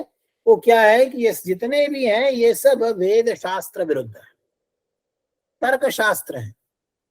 तर्क की प्रतिष्ठा तो है ही नहीं, मतलब ये सब जो है वो सब क्या है, वेद शास्त्र से विरुद्ध है। वेद शास्त्र से विरुद्ध क्यों है ये पूरा ग्रंथ में बता देते हैं कि भाई परमाणुओं से जगत की उत्पत्ति की बात कैसे करेंगे आप, या प्रकृति से उस तरह से कैसे कहेंगे। ये सारा का सारा वेद शास्त्र से विरुद्ध है, तर्क शास्त्र है। और ये सब क्या है, तर्क शास्त्र है। और इसमें समस्या ये है कि तर्क शास्त्र जो है वो खुद ही प्रतिष्ठित नहीं है। तो जो प्रतिष्ठित नहीं है तो उसका अनिर्धारितार्थानि, उसका अर्थ कैसे निर्धारित होगा? अर्थ निर्धारण आप कर नहीं सकते हैं। तो ऐसी स्थिति में ये सब क्या है, बाग बुद्धि विलास मात्र है। अंग्रेजी में इसको बोलते हैं वर्बल जगलरी। इस शब्द का केवल आप प्रयोग कर रहे हो, कुछ भी बोले जा रहे इधर उधर बढ़िया से, तो बस वही है और कुछ है ही नहीं, उसमें कुछ रहस्य नहीं है। क्यों? इसलिए नहीं है क्योंकि जो चीज देखी नहीं आपने उसके बारे में अगर आप बताते हो तो आपने मान लिया जाए कोई चीज देखा नहीं है। कोई एक उदाहरण आप जानते हो कि जो है वो जो कहानी एक आती है जैनियों के यहाँ और बौद्धों के यहाँ बताई जाती है कि एक अंधों के गांव में हाथी आ गया और हाथी को देख नहीं पाए वो लोग, तो वो लोग बता रहे थे कि सुनो वो रस्सी जैसा होता है, खंभे जैसा होता है, किस तरीके से होता है। तो जो चीज को आप देखोगे नहीं उसके बारे में जो आप बताओगे वो वाग विलास मात्र होगा, वो निश्चित हो नहीं सकता। तो करना क्या है, इसके लिए बताते हैं कि भाई देखो बात ये है कि हमको शास्त्र के बारे में देखना चाहिए। जो एक जगह पर वाक्यपदीय में भर्तृहरि ने बताया है कि वस्तुतः जो है जो आर्ष ज्ञान है पश्यन्त्यार्षेण चक्षुषा, जो लोग आर्ष दृष्टि से आर्ष चक्षु से देखते हैं उनका कथन कभी भी विरुद्ध नहीं होता। क्यों? क्योंकि वो दर्शना न विशिष्यते, उनका जो दर्शन है वो जो शाब्द है, जो वेदों से प्राप्त होने वाला दर्शन है, वस्तुतः जिसमें वेदों का तात्पर्य है, वह दर्शन जो है वो शास्त्र से विरुद्ध नहीं होता। शास्त्र से विरुद्ध क्यों नहीं होता? वो प्रत्यक्ष से विरुद्ध नहीं होता, वो प्रत्यक्ष ही है। क्योंकि उसके लिए वो बताते हैं कि देखो भाई, यहाँ पर तो सूत्र में बताया गया जन्माद्यस्यतः शास्त्रीयोनित्वात् तत्व समन्वयात्। तो ये यहाँ पर ये तीन चीजों को आप देखो, जन्माद्यस्यतः जन्म स्थिति भंगम यतो निर्धारिते तद ब्रह्म, और फिर ऐसी स्थिति में कैसे पता चला उसके लिए बताया कि शास्त्रीयोनित्वात्, और शास्त्रीयोनि है उसमें ये कैसे पता चला, तत्व समन्वयात्। बताया कि ये जो योग महर्षि जो हैं, जो ये है, इनकी जो दृष्टियां हैं वो वस्तुतः दृष्टियां, आर्ष जो दृष्टि है वो पूरी की पूरी आर्ष दृष्टि प्रत्यक्ष ही है। तो वो जो कहना ये चाहिए कि वस्तुतः जो श्रुति है वह कभी भी प्रत्यक्ष के द्वारा प्रत्यक्ष का अतिक्रमण नहीं करे, या कहना चाहिए कि वह आर्ष पश्यन्त्यार्षेण चक्षुषा, वे आर्ष चक्षु के द्वारा देखे गए हैं, और आर्ष चक्षु के द्वारा जो देखा गया है, ऐसी स्थिति में वह श्रुति जो है वस्तुतः वो शाब्द है और वो प्रत्यक्ष है। यहाँ पर ये बताते हैं कि देखो भाई, वस्तुतः क्या है कि तीन प्रमाण होते हैं, एक प्रत्यक्ष है, दूसरा शब्द है, और तीसरा अनुमान है। इसमें अनुमान जो होता है वो परतः प्रमाण होता है, और प्रत्यक्ष जो होता है वो क्या है, वो स्वतः प्रमाण होता है। क्यों? अनुमान जो होता है वो प्रत्यक्ष पूर्वक होता है, और जब अनुमान प्रत्यक्ष पूर्वक हुआ तो प्रत्यक्ष पूर्वकत्वात् तस्य स्वतः प्रामाण्यम न भवति। प्रत्यक्ष पूर्वक जो हो गया उस माने अपने प्रामाण्य के लिए प्रत्यक्ष पर निर्भर करता है ना। तो जब प्रत्यक्ष पर निर्भर कर रहा है तो स्वतः प्रमाण कैसे होगा, परतः प्रमाण हो। तो और शब्द जो है, शाब्द दो प्रकार का होता है, एक तो शाब्द स्मृति है और एक शाब्द है श्रुति। तो जो शाब्द श्रुति है वो प्रत्यक्ष की तरह प्रत्यक्ष ही है, वो स्वतः प्रमाण, वो प्रत्यक्ष ही है, और जो स्मृति है वो श्रुति पर निर्भर है, इसलिए वो प्रमाण है, तो इसलिए वो परतः प्रमाण है। तो स्मृति जो है वो परतः प्रमाण है, अनुमान जो है परतः प्रमाण है, और जो प्रत्यक्ष है वो स्वतः प्रमाण है, और शाब्द जो है वह भी स्वतः प्रमाण है। तो ऐसी स्थिति में वो कहते हैं, इसका समन्वय करते हुए वो बताते हैं, आविर्भूत प्रकाशानाम अनभिप्लुत चेतसाम अतीतानागत ज्ञानम प्रत्यक्षान्न विशिष्यते, अतीन्द्रियान संवेद्यान पश्यन्त्यार्षेण चक्षुषा ये भावान वचनम तेषाम नानुमानेन बाध्यते। तो बताया कि आविर्भूत प्रकाशानाम अनभिप्लुत चेतसाम, जिनका चित्त जो है अभिप्लुत नहीं है, जिनको प्रकाश प्राप्त हो गया है, जिन्होंने साक्षात्कार कर लिया है, उनका अतीत और अनागत विषय को जो ज्ञान है वह अतीत और अनागत विषय ज्ञान भी प्रत्यक्ष से विशिष्ट नहीं होता, माने प्रत्यक्ष से अलग नहीं होता। तो यह जो औपनिषद ज्ञान है, जो वैदिक ज्ञान है, वो आविर्भूत प्रकाश लोगों को ऋषियों के द्वारा साक्षात्कृत धर्मा जो ऋषि हैं उनके द्वारा ये प्राप्त है, उनको ये प्रत्यक्षीकृत हुआ है। ऐसी स्थिति में वह जो श्रुति है वह प्रत्यक्ष के द्वारा ही प्राप्त हो रहा है, और ऐसी स्थिति में जो वैदिक ज्ञान है वस्तुतः वो प्रत्यक्ष है, और प्रत्यक्ष कभी भी अनुमान से बाधित नहीं हो सकता। तो इसलिए जो प्रमाण, जो वैदिक प्रमाण है वह वैदिक प्रमाण ही एकदेशी नहीं है, समग्रता में आ रहा है, सृष्टि विद्या को बतला रहा है, इसलिए वही प्रमाण है, और इसीलिए वह परम प्रमाण है, या कह लीजिए कि वही दर्शन जो इस प्रकार से आ रहा है वो दर्शन शिरोमणि के रूप में स्वीकार्य हो सकता है। और इस प्रकार से इस बात को इन्होंने बताया, और इस तरह से दर्शन शास्त्रों का जो वर्गीकरण था उस वर्गीकरण को भी मुझे लगता है कि मैं यहीं पर अपनी वाणी को विराम दूं। बहुत बहुत आभार आप लोगों का, हमको अवसर दिया, धन्यवाद। बहुत बहुत आभार सर, आपके प्रति मैं कृतज्ञ हूँ कि आपने श्री शंकर शिक्षायतन के अनुरोध को स्वीकार करके आपने व्याख्यान दिया। आपका व्याख्यान अत्यंत ही प्रभावशाली रहा, क्योंकि आपने दार्शनिक हैं और दर्शन के जितने विभाग हैं, आपने कहा भी कि सर्वदर्शन संग्रह में जितने दर्शनों का संग्रह है उससे अधिक संग्रह यहाँ उपस्थित है। और 6, 36 अनेक तत्व हैं, शैवागम भी 36 तत्व इत्यादि के बात है। ओझा जी का नवीन दृष्टि को आपने स्वीकार किया कि इनकी नवीन दृष्टि है। आपके व्याख्यान से उपकृत है। आपके प्रति मैं प्रणाम पूर्वक आदर भाव से मैं धन्यवाद समर्पित करता हूं।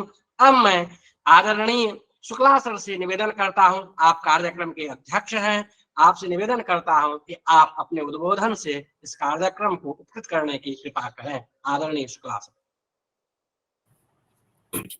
याम मेधाम देवगणाः पितरश्च उपासते तया मामद्य मेधया अग्ने मेधाविनम कुरु।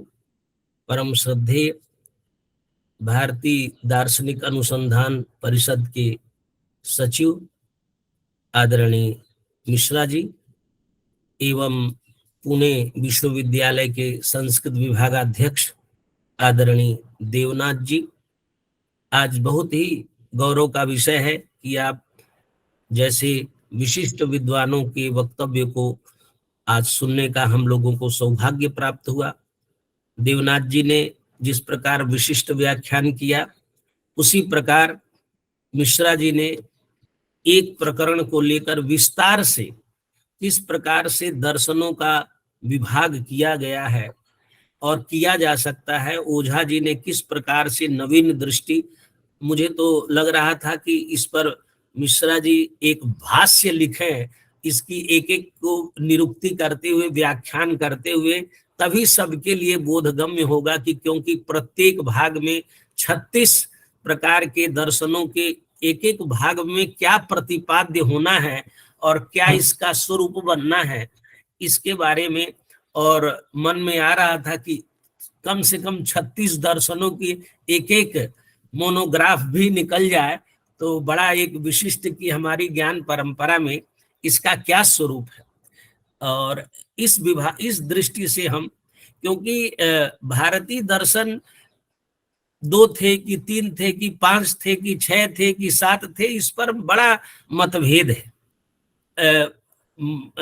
इन्होंने गंगानाथ झा ने पूर्व मीमांसा इन इट सोर्सेज इस ग्रंथ में लिखा कि पहली बार 6 दर्शन, 6 दर्शन का नाम ग्रहण किया गया। 6 दर्शन शब्द कुलार्णव तंत्र ग्रंथ में, और वो भी अच्छे संदर्भ में नहीं लिया गया। वहां लिखते कि 6 दर्शन महाकूपे पतिता खलुजंतवः परमार्थम न जानन्ति मोह पाश नियंत्रिता। उन्होंने कहा ये संदर्भ 6 दर्शन के बारे में आया। यदि ये 6 दर्शन हम कैसे माने, जब मीमांसा एक थी, कृतकोटि नामधेयम 20 लक्षणीम मीमांसाम अधिकृत्य बोधायनेन कृतकोटि नामधेयम भाष्यम कृतम तदेव संक्षिप्य उपवर्षेण कृतम। और बाद में उसके 2 विभाग हुए, पूर्व उत्तर। यद्यपि सारे दर्शन के आचार्य दोनों संप्रदाय के, जैमिनी का नाम वेदांत सूत्र में और वेदांत बादरायण का नाम जैमी मीमांसा सूत्र में उपलब्ध होता है, तो यदि मीमांसा एक शास्त्र है तो 5 हुए दर्शन। सांख्य योग न्याय वैशेषिक का एक तंत्र के रूप में प्रयोग। तो इस प्रकार से इस विषय पर आदरणीय मिश्रा जी ने विस्तार से विवेचन किया। उन्होंने अपने एक चतुर्वेदी जी थे दिल्ली विश्वविद्यालय में, प्रोफेसर चतुर्वेदी, उन्होंने सांख्य कारिका पर एक टीका लिखी और उस सांख्य कारिका के टीका में उन्होंने कहा वस्तुतः दर्शनों को 4 भागों में बांटा जा सकता, भारतीय दर्शन को, सत कारणवाद, असत कारणवाद, सत कार्यवाद, असत कार्यवाद, और इसी में हम सबको समेट सकते हैं। और ये 4 विभाग करके उन्होंने उस दृष्टि से उसमें एक स्वरूप प्रतिपादित किया उसके सांख्य कारिका की भूमिका में कि इसमें हम लोग सबका समन्वय कर सकते हैं। तो षड दर्शन समुच्चय और माधवाचार्य का ग्रंथ आस्तिक नास्तिक का जो स्वरूप सर ने यहाँ ओझा जी के माध्यम से बताया, तो ये विषय अब आस्तिक नास्तिक हम आज तक चारवाक को, बौद्ध को, जैन को कहते रहे, वो कभी अपने को नास्तिक दर्शन कहे नहीं, अपने ग्रंथ में कभी उन्होंने स्वीकार ही नहीं किया। तो ये तो एक तरह से किसी को गाली देना ही है, वो दे दे, वो स्वीकार न करे कि हम हैं। उन्होंने कहा कि नास्तिक है ये, और उन्होंने माना नहीं। जहां तक नास्तिको वेद निंदक लिखा, तो नास्तिक वेद निंदक कौन है? वो उसका पहली लाइन है, यो मन्ने तत्ते मूले हेतु शास्त्र श्रयाद्विज। यो मन्ने तत्ते मूले माने श्रुति और स्मृति का विरोध करे इस बात पर कि हेतु शास्त्र श्रयाद्विज सद्भि स बहिष्कार्य नास्तिको वेद निंदक। तो वेद ने प्रतिपादित किया कि जिसके हम अवहेलना कर रहे हैं, तो जैसे कहा कि यज्ञ करने से स्वर्ग होता है, यजेत स्वर्ग काम, तो कहा भाई यज्ञ हम किए स्वर्ग हुआ नहीं। अब 21 आधार पर कह रहा है हेतु शास्त्र माने तर्क प्रत्यक्षवादी है, कह रहा कि देखिए हम नहीं हवन कर रहे हो, इस यज्ञायुधि यजमानम अंजसा स्वर्ग लोकम प्रयाति, कहा वो तो यही शरीर रह जाता, वो कहाँ जाता, ये मीमांसा के अधिकरण में इस पर विचार किया गया। तो इस प्रकार से वहां भी जो कॉन्टेक्स्ट है वह दर्शन का नहीं है, वहां तो ये है कि जो वेद प्रतिपादित कर्मों में विश्वास नहीं करता, वेद पर क्यों नहीं विश्वास करता? क्योंकि यज्ञ करने से तत्काल फल नहीं मिलता। वो चाहता है जैसे हम पानी पिए और प्यास बुझ गई, ऐसे ही हम वैदिक वेद प्रतिपादित कर्म करें और तुरंत फल मिल जाए। फल नहीं मिल रहा है उसको, तो इस कारण से कह रहा है कि वेद का वेद प्रतिपादित कर्म करना व्यर्थ है। तो वहां तो कर्म के संदर्भ में आया कि वेद प्रतिपादित कर्म करने से फलोत्पत्ति होती है कि नहीं, अब वो इस आधार पर उनकी अवमानना कर रहा है हेतु शास्त्र की। तो इस संदर्भ में भी हम यदि नास्तिक आस्तिक का विचार करें तो विस्तार से ये जो ग्रंथ है ओझा जी का बड़ा महत्वपूर्ण ग्रंथ है। इसमें 16 प्रकरण है और 16 प्रकरणों में ये ग्रंथ शुरू करते हैं। पहला इसका जो प्रकरण है वो ब्रह्म मीमांसा। तो ब्रह्म मीमांसा क्या है, ब्रह्म क्या है? तो कहा मंत्र ब्राह्मणात्मक जो वेद है वही ब्रह्म है, और उस ब्रह्म के स्वरूप के बारे में विचार करते कि ब्रह्म का स्वरूप क्या है और ब्रह्म और जगत का संबंध क्या है। कुछ लोग कहते, प्रश्न होता कि ब्रह्म जगत का कारण है कि नहीं। अब ब्रह्म जगत का कारण नहीं है, इसके लिए ये कि अन्य हमें बहुत सारे मत मिलते हैं कि जिसमें ये पता चलता है कि ये ब्रह्म जगत का कारण ये है। अब इसमें उन्होंने ओझा जी ने बहुत सारे कारणों को दिखाया, कहा कि देखिए ये भी कारण है। कुछ लोग कहते हैं, कुछ लोगों ने कहा कि यदिदम क्वचित किंचित परिपश्यामः किम तद कुतो जातम कुत्र प्रतिष्ठितम कोस्मा अधिष्ठाता एवं नाना विधा जिज्ञासन्ते सर्वे लोका तत्समाधानार्थम प्रवर्तमानानाम वेद ब्राह्मणोपनिषद दर्शन शास्त्राणाम मिथो बहवः विरोधा दृश्यन्ते। बहुत सारे विरोध है। तो कहा क्या विरोध है? तो ऋग्वेद का मंत्र उन्होंने कहा विधुम दद्राणम समने बहुनाम युवानम संतम पलितो जगार देवस्य पश्य काव्यम महित्वा अद्याममार स यः समानः एतावता दैवाधीनम जगत सर्वम स्थावर जंगमानाम सर्ग स्थिति विनाश कारणम दैवम इति केचिद वदन्ति। तो कुछ ने, अब उन्होंने दूसरा आशंका के लिए एक ऋग्वेद का दूसरा मंत्र उद्धृत किया। कहा इस मंत्र में कहा आये रजांसी तविषि भी अव्यत प्रच एवासह स्वयतासु अजघनन। इस मंत्र को उद्धृत करते हुए, पूरा मंत्र 2 है, प्रथम मंडल का है, और कह रहे हैं इत्यादि वचन प्रामाण्यात् विश्वस्य आरंभणम तत्वम रजैव। विश्व जगत का कारण नहीं है, और ये नाना कारण और इसमें अवान्तर कारणों को लेकर के उन्होंने अनेक कारणतावाद को उपस्थापित किया कि वेद ब्रह्म को तो कोई कारण मान नहीं रहा। ऐसे बहुत सारे मत यहाँ उपस्थापित किए गए हैं। इसकी ब्रह्म की अविरुद्ध एक रूपता निश्चित की जाए कैसे, ये प्रथम प्रकरण में बताया। द्वितीय प्रकरण में ब्रह्म शब्द का अर्थ कैसे किया जाए, ब्रह्म मीमांसा, आत्म रूप ब्रह्म और शास्त्र रूप ब्रह्म, फिर श्रुति दर्शन मीमांसा, इन विषयों का उन्होंने विमर्श यहाँ प्रस्तुत किया। तृतीय प्रकरण में वेद वस्तु क्या है, वेद किसे कहते हैं, विज्ञान वेद, शब्द वेद, और विज्ञान वेद अग्नि रूप है, शब्द वेद ग्रंथ रूप है, और इस पर विस्तार से वेद के स्वरूप पर अनंत वेद, दिव्य वेद और पौरुषीय वेद, विज्ञान वेद की शाखाएं दिखाई। तो इस प्रकार से मंत्र ब्राह्मण वेद के स्वरूप को और वेद के वैज्ञानिक स्वरूप को उन्होंने, जैसे तत्ववेद, और तत्ववेद ये है कि जैसे हम कोई मंत्र बोलते हैं और मंत्र का जो तत्वांश है, भले ही शब्द हमारा और दूसरे का जो शब्द है वो शब्द रूप है, ग्रंथ रूप, और जो तत्वांश है वो तत्ववेद है। इस प्रकार से इस प्रकरण में उन्होंने वेद के स्वरूप को नाना उदाहरणों से प्रतिपादित किया। चतुर्थ प्रकरण में वेद के अध्ययन करने वाले ये 5 प्रकार के होते हैं, विप्र, ऋषि, देव आदि के, कि वेद का अध्येता जो होता है वो क्या होता है, उसका स्वरूप क्या है।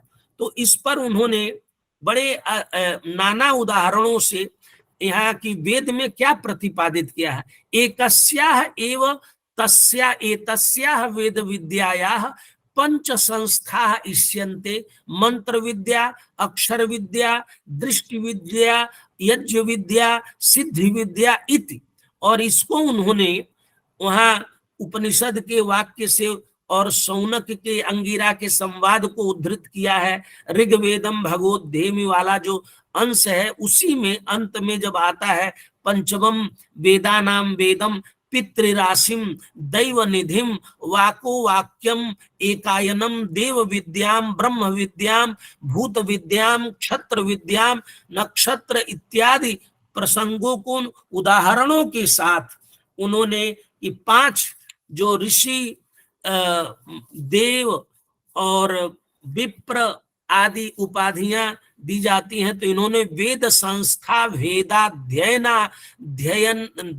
ध्यायिनाम औपाधिक संज्ञा भेदा, इस प्रकरण में, चतुर्थ प्रकरण में ये बताया। पंचम प्रकरण में उन्होंने विज्ञान वेद की कितनी शाखाएं हो सकती हैं, सोम संस्था के स्वरूप को, जैसे सोम संस्था के 3 स्थान हैं, अप, वायु और सोम। अग्नि के भी 3 स्थान हैं, अग्नि, वायु और आदित्य। जैसे हम कहते हैं अग्नि वायु रविभ्यस्तु त्रयम ब्रह्म सनातनम, तो इसमें इन्होंने बड़ी ऐसी गणना प्रस्तुत की है, शाखा भेद और बहुत ही वैज्ञानिक विधि से इस प्रकरण को उन्होंने उपस्थापित किया है। जो छठा प्रकरण है, वेदमय, जो शब्दमय वेद का प्रादुर्भाव का उन्होंने वर्णन किया है कि किस प्रकार से वेद के प्रादुर्भाव की चर्चा उन्होंने की है, और विस्तार से उसको इन्होंने उसके विचार को प्रस्तुत किया है।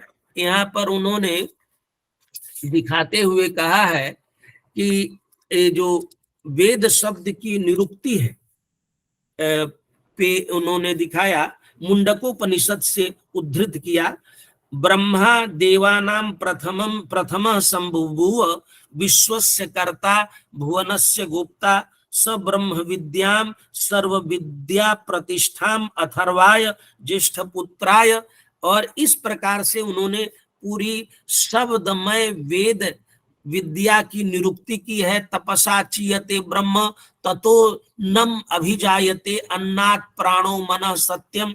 और विस्तार से वेद प्रवर्तक आचार्यों की परंपरा का विवेचन किया है। सप्तम प्रकरण में वेद प्रादुर्भाव के संदर्भ में वेदोत्पत्ति कैसे हुई, इसमें प्रमुख जो 6 मत हैं और अवान्तर 42 मत, जिसमें वैदेशिक विद्वानों तक के मैक्स मूलर, शोपेनहावर आदि सभी विद्वानों के मत को, और वो भी मूल जो उनका अंग्रेजी में मूल था उनको उसी मूल में रखते हुए सब पर समीक्षा की है। अब यही प्रकरण आप देख लें तो 42 और 6 48 मत उन्होंने उद्धृत किया है वेद प्रादुर्भाव के संदर्भ में। ये भी प्रकरण बहुत ही विशिष्ट है और ओझा जी ने बड़े विस्तार के साथ इसका निरूपण यहाँ पर प्रतिपादित किया है। और इसके पश्चात जो दूसरा प्रकरण है, 7वां प्रकरण, 8वें प्रकरण में उपनिषद शब्द का तात्पर्य बताया है कि उपनिषद किसे कहते हैं और संपूर्ण जो शारीरक विद्या है, शारीरक दर्शन है, उसका किस प्रकार से उपनिषद विद्या के अधिगम से उसका अधिगम होता है।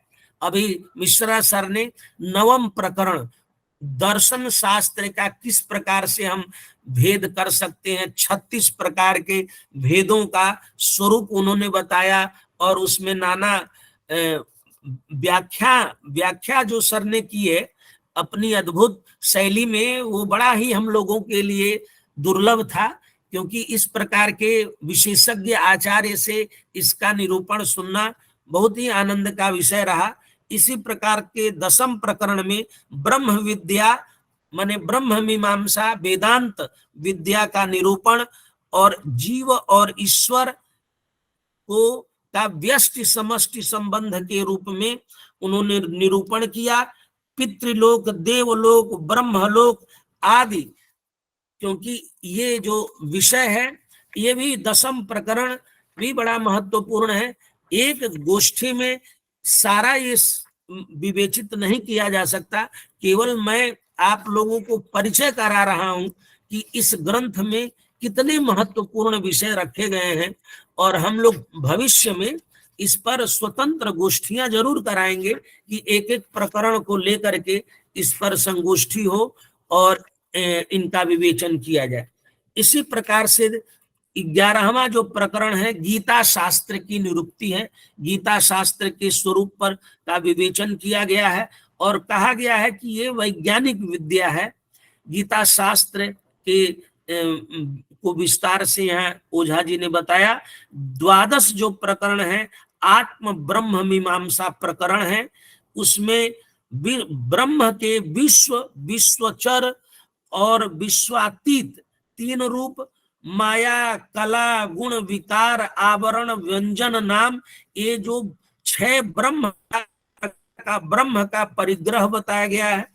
और शुद्ध ईश्वर जीव चैतन्य, एक जो वेदांत शास्त्र के, गीता शास्त्र के जो पारिभाषिक शब्द हैं उनको वैदिक उदाहरणों के साथ, श्रुति और स्मृति के उदाहरणों के साथ उन्होंने वेद, उपनिषद, दर्शन, मीमांसा और गीता शास्त्र के विषय भेद को बड़ी स्पष्टता से यहाँ प्रतिपादित किया है। 13 प्रकरण में जो इनका 13वां प्रकरण है, उपनिषद शास्त्र में जो विरोधाभास दिखाई देता है हम लोगों को अलग अलग वाक्य, उनका उन्होंने निराकरण किया। आत्मा को निर्विशेष, परात्पर, पुरुष, शास्त्र के द्वारा हम उनका विवेचन करते हैं। 3 निर्गुण और 4 सगुण, उन सभी को उन्होंने जो कंट्रडिक्शन हमें दिखता है उसका निरूपण किया है। जो सर ने 9वें प्रकरण में दर्शन के स्वरूप को बताया, तो उन्होंने 14 प्रकरण में दर्शन शास्त्र के विषय में जो हमें विरोधाभास दिखाई देता है, उस विरोधाभास का भी उन्होंने निराकरण किया कि सारे जो दर्शन हैं वो उनके प्रतिपादन में जो हमें विरोधाभास दिखाई दे रहा, जैसे वैशेषिक दर्शन में विराट प्रजापति को आत्मा माना गया है, वह सगुण है, इसलिए वैशेषिक आत्मा को सगुण मानते हैं, किंतु सांख्य पुरुष को आत्मा कहता है और पुरुष जब तक प्रकृति का परिग्रह न करे तब तक वह निर्गुण रहता है, इसीलिए सांख्य में आत्मा को गुण कहते हैं। तो जितने भी विरोध हमें दिखते हैं दर्शनों में, उनका परिहार किया है और पंचदश प्रकरण में ईश्वरात्म निरूक्ति की है कि एक ही चिदात्मा के तीन रूप होते हैं, परमेश्वर, ईश्वर और जीव। इसमें परमेश्वर को सीमा रहित और ईश्वर के शरीर में 3 लोक और 7 लोक है, त्रिलोकी और सप्तलोकी है। इसको विस्तार से उन्होंने परमेश्वर, ईश्वर और जीव को वैदिक उदाहरणों के साथ उन्होंने विस्तार से बताया। और 16वां जो इनका प्रकरण है, जीवात्म प्रतिपत्ति, एक ही चित्त के चिदघन, चिदंश, चिदाभास नाम से 3 प्रकार के भेद दिखाकर चिदाभास को जीव कहा गया है। चिदात्मा और कर्मात्मा का जो निरूपण है उन्होंने इसको यहाँ प्रतिपादित किया। तो यह जो ग्रंथ है, यह ग्रंथ अनेक दृष्टियों से महत्वपूर्ण उन्होंने लिखा। यहाँ पर दर्शन शास्त्र के भेद या उनके प्रतिपाद्यों में विरोधाभास, एक ऐसे आचार्य ने सभी का इतने सारे तत्वों का अधिगम करके और विस्तार से नाना उदाहरणों के साथ उसका निरूपण किया। तो हम लोगों के लिए यह अत्यंत पठनीय ग्रंथ, ऐसी समीक्षात्मक पुस्तकें जिन सभी दर्शनों की समीक्षा हो, इस तरह के ग्रंथ दुर्लभ है। और जैसा आज के मुख्य वक्ता आदरणीय मिश्रा जी ने हम लोगों का इस तरफ ध्यान आकृष्ट कराया, हम लोग भी पहली बार देख रहे हैं कि 36 प्रकार के दर्शन प्रभेदों का स्वरूप किस प्रकार से, और नाम भी उनको किस प्रकार के, उनके नाम हम दे सकते हैं मत के आधार पर। उन्होंने कौटिल्य ने अपने अर्थशास्त्र में लिखा 6 तर्का, 6 तर्क, और 6 तर्कों में जो हमारे जिनको हम नास्तिक कहते हैं और आस्तिक कहते हैं, वो विभाजन हटा के 6 तर्कों का निरूपण किया। तो समग्रता के साथ भारतीय दर्शन का जब हम निरूपण करते हैं, चिंतन करते हैं, तो बड़ा ही एक व्यापक विमर्श हमारे समक्ष प्रस्तुत होता है। तो आज दोनों विद्वानों के वक्तव्य से हम लोगों को बहुत ही अवबोध हुआ है और हम आपके प्रति अत्यंत कृतज्ञ हैं। भविष्य में हम चाहेंगे कि कम से कम 15 व्याख्यान एक प्रकरण पर विशिष्ट विद्वानों का आयोजित करें और उसको हम लोग आगे उसका प्रकाशन करें। तो शंकर शिक्षायतन, क्योंकि ओझा जी के प्रत्येक ग्रंथ को लेकर के काम कर रहा है, और इस वर्ष को हमने, क्योंकि पिछले वर्ष एक वर्ष हम लोगों ने जितने भी 10 वाद, नासदी सूक्त के 10 वाद हैं, उनको लेकर के एक वर्ष हमने व्याख्यान चलाए। एक वर्ष हमने गीता पर, क्योंकि ये प्रस्थानत्रयी पर इनका भाष्य उपलब्ध है, ब्रह्मसूत्र पर है, गीता पर है, उपनिषद पर है। तो एक वर्ष हमने गीता पर पूरा समग्रता के साथ विचार किया। एक वर्ष हमने उपनिषद पर जो इनके भाष्य हैं उस पर किया। इस वर्ष हम ब्रह्म विज्ञान, क्योंकि 5 विषयों को लेकर यज्ञ विज्ञान, ब्रह्म विज्ञान, इतिहास, आगम विद्या इत्यादि 5 भागों में इनके ग्रंथों का विभाजन है। तो इस वर्ष हम ब्रह्म विज्ञान विषय लेकर के यह श्रृंखला चला रहे हैं। और आदरणीय, आज बड़ा ही सौभाग्य है कि मिश्रा जी और आदरणीय देवनाथ जी उपस्थित हुए। तो आप दोनों के प्रति हम कृतज्ञता व्यक्त करते हैं। और इस गोष्ठी में अनेक विश्वविद्यालयों के, भारत के हर प्रांत से, यहाँ कोई महाराष्ट्र से जुड़ा है तो कोई गुजरात से जुड़ा है, हर प्रांत के लोगों की यहाँ उपस्थिति है। ऐसे विद्वान, सभी विद्वानों के प्रति, विदुषियों के प्रति, शोधार्थियों के प्रति हम कृतज्ञता व्यक्त करते हैं। बहुत बहुत धन्यवाद। नमस्कार। बहुत बहुत धन्यवाद सर, आपको प्रणाम पूर्वक मैं धन्यवाद समर्पित करता हूं। आपने एकदम सरलता पूर्वक 16 प्रकरणों को यहाँ उपस्थित किया। अब समय है धन्यवाद ज्ञापन का। मैं डॉक्टर मणिशंकर द्विवेदी जी से निवेदन करता हूं कि आप धन्यवाद वचन से लोगों को, सभा को संबोधित करें। डॉक्टर मणिशंकर द्विवेदी जी श्री शंकर शिक्षा आयतन के शोध अधिकारी हैं। डॉक्टर मणिशंकर द्विवेदी जी, आप धन्यवाद ज्ञापित करने के लिए कृपा कर आप उपस्थित हो।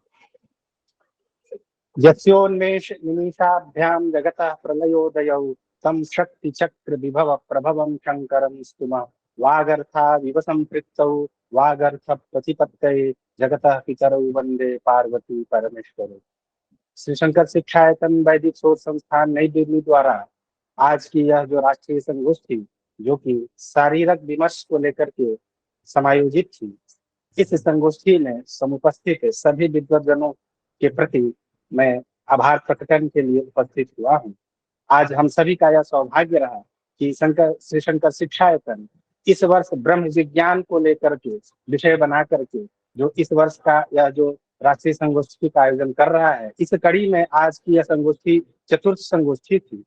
गत हमने 3 संगोष्ठियों में विज्ञान विद्युत, जो कि इनका ब्रह्म विज्ञान का एक महत्वपूर्ण ग्रंथ है, और ब्रह्म समन्वय, इन दोनों ग्रंथों के आधार पर हमने ब्रह्म विज्ञान के अनेक तत्वों पर विवेचन प्रस्तुत किया था और अनेक महनीय विद्वानों के इस पर विशिष्ट व्याख्यान सुने थे। और आज ओझा जी का एक अत्यंत महत्वपूर्ण ग्रंथ शारीरिक विमर्श को लेकर के यह संगोष्ठी बहुत ही महत्वपूर्ण रूप से अपनी संपूर्णता को प्राप्त हो रही है। और आज हमारे जो विनम्र अनुरोध को स्वीकार कर अत्यंत कृपापूर्वक उपस्थित हुए इस कार्यक्रम में मुख्य वक्ता के रूप में भारतीय दार्शनिक अनुसंधान परिषद नई दिल्ली के सदस्य सचिव प्रोफेसर सचिदानंद मिश्र सर, मैं श्री शंकर शिक्षायतन की ओर से आपके प्रति हार्दिक आभार प्रकट करता हूं। आपका व्याख्यान हमें उपनिषद विज्ञान भाष्य की श्रृंखला में भी सुनने को मिला था और आज भी आप उपस्थित हुए। और ओझा जी का ये जो शारीरिक विमर्श ग्रंथ का जो 9वां प्रकरण था, जिसमें हमने अत्यंत विस्तार पूर्वक आपके इस नवीन दृष्टि को, जो कि ओझा जी ने इस दर्शन के विभिन्न विभाजनों को 6, 8, 18 और जो 36 प्रकार का विभाजन किया है, उसका आपने बहुत ही सूक्ष्मता से और हम सभी के लिए, जो कि विशेषकर शोधार्थीगण उपस्थित हैं, उनके लिए अनेक शोध का जो विषय है वो समुपस्थित किया। और हमें आशा है कि जो शोधार्थी हैं वे भविष्य में अपने शोध के एक विषय इसमें सरलता से प्राप्त करेंगे। तो मैं आदरणीय मिश्रा सर का अत्यंत आभार प्रकट करता हूं और आशा करता हूं कि आपका मार्गदर्शन हमें ऐसे ही प्राप्त होता रहेगा। और जब भी हम आपसे निवेदन करेंगे, आप हमारे अनुमति को स्वीकार कर हमें उपकृत करने के लिए अवश्य समुपस्थित होंगे। आपका मैं बहुत बहुत आभार प्रकट करता हूं सर। आज हमारे द्वितीय वक्ता जो कि प्रोफेसर देवनाथ त्रिपाठी सर, आप संस्कृत एवं प्राकृत भाषा विभाग के विभागाध्यक्ष हैं सावित्रीबाई फुले पुणे विश्वविद्यालय के, और आज आप हमारे श्री शंकर शिक्षायतन के कार्यक्रम में प्रथम बार से उपस्थित हुए हैं। तो मैं आपका हार्दिक अभिनंदन स्वागत करते हुए आपके प्रति अत्यंत आभार प्रकट करता हूं और आशा करता हूं कि भविष्य में आप हमारे निवेदन को स्वीकार कर ओझा जी के अन्य ग्रंथों पर भी अपनी निरक्षर जो दृष्टि है उसे हम सबसे उपकृत करते रहेंगे। आपका मैं बहुत बहुत आभार प्रकट करता हूँ। आज की जो संगोष्ठी आदरणीय प्रोफेसर संतोष कुमार शुक्ल सर की अध्यक्षता में संपन्न हुई, मैं सर का भी हार्दिक आभार प्रकट करता हूँ। आपकी ही यह संकल्पना है जिससे हम निरंतर लाभान्वित हो रहे हैं और आगे भी हम लाभान्वित होते रहेंगे। तो मैं आपके प्रति भी अत्यंत आभार प्रकट करता हूँ। और आज के संगोष्ठी में प्रत्येक संगोष्ठी की तरह जो हमारे देश के विविध शैक्षणिक संस्थानों से आदरणीय गुरुजन जुड़ते हैं, आदरणीय शोधार्थीगण उपस्थित होते हैं, तो मैं आप सभी का हृदय से आभार प्रकट करता हूँ। प्रत्येक संगोष्ठी में हमारे निवेदन को स्वीकार कर दिल्ली विश्वविद्यालय, गुजरात विश्वविद्यालय और भी देश के जितने प्रतिष्ठित विश्वविद्यालय है, अन्य शैक्षणिक संस्थान है, उसे अनेक आचार्य और आचार्याएं और शोधार्थी निरंतर समुपस्थित होते रहते हैं। और मैं आशा करता हूं कि आप सबकी जो यहाँ उपस्थिति होती है यही हम लोगों के लिए अग्रिम कार्यक्रम की रूपरेखा जो है साबित करती है। तो हम लोग उत्साहपूर्वक अग्रिम कार्यक्रम और भी अच्छे तरीके से संपन्न कराने के लिए प्रतिबद्ध होते हैं। और देश के जो इस ओझा जी के जो ग्रंथ हैं, इसके जो विशेषज्ञ विद्वान हैं, उनसे अनुरोध कर विशिष्ट व्याख्यान उपस्थित करते हैं और आप लोगों की उपस्थिति उसको प्रमाणित करती है। तो मैं आप सभी जो श्रोतृगण यहाँ सुहृदजन उपस्थित हैं, आप सभी के प्रति मैं हार्दिक आभार प्रकट करता हूँ। और अपने संस्थान के प्रबंधन्यासी आदरणीय रेणुका मैडम के प्रति भी हार्दिक आभार प्रकट करता हूँ। हमारे जो आज के संचालक अग्रज डॉक्टर लक्ष्मीकांत विमल जी हैं, उनके प्रति भी आभार प्रकट करता हूँ। हमारे संस्थान के संपादक श्री विल्सन सर हैं, उनके प्रति भी। और भी इस कार्यक्रम में जो भी विद्वत्गण जिनका प्रत्यक्ष और अप्रत्यक्ष योगदान हमेशा रहता है, उन सभी के प्रति हार्दिक आभार प्रकट करते हुए अंत में शांति पाठ के साथ इस कार्यक्रम का संपन्न करता हूँ। हरि ओम आद्यौः शान्तिरन्तरिक्षगं शान्तिः पृथिवी शान्तिरापः शान्तिरोषधयः शान्तिः वनस्पतयः शान्तिर्विश्वे देवाः शान्ति ब्रह्म शान्तिः सर्वगुं शान्तिः शान्तिरेव शान्तिः सामा शान्तिरेधि यतो यतः समीहते ततो नो अभयं कुरु शन्नः कुरु प्रजाभ्यो भयन्नः पशुभ्यः सुशान्तिर्भवतु। सर्वे भवन्तु सुखिनः सर्वे सन्तु निरामया सर्वे भद्राणि पश्यन्तु मा कश्चित् दुःखभाग् भवेत्। ओम शांति शांति शांति सुशांतिर्भवतु। आप सभी का एक बार पुनः पुनः हार्दिक आभार और प्रणाम।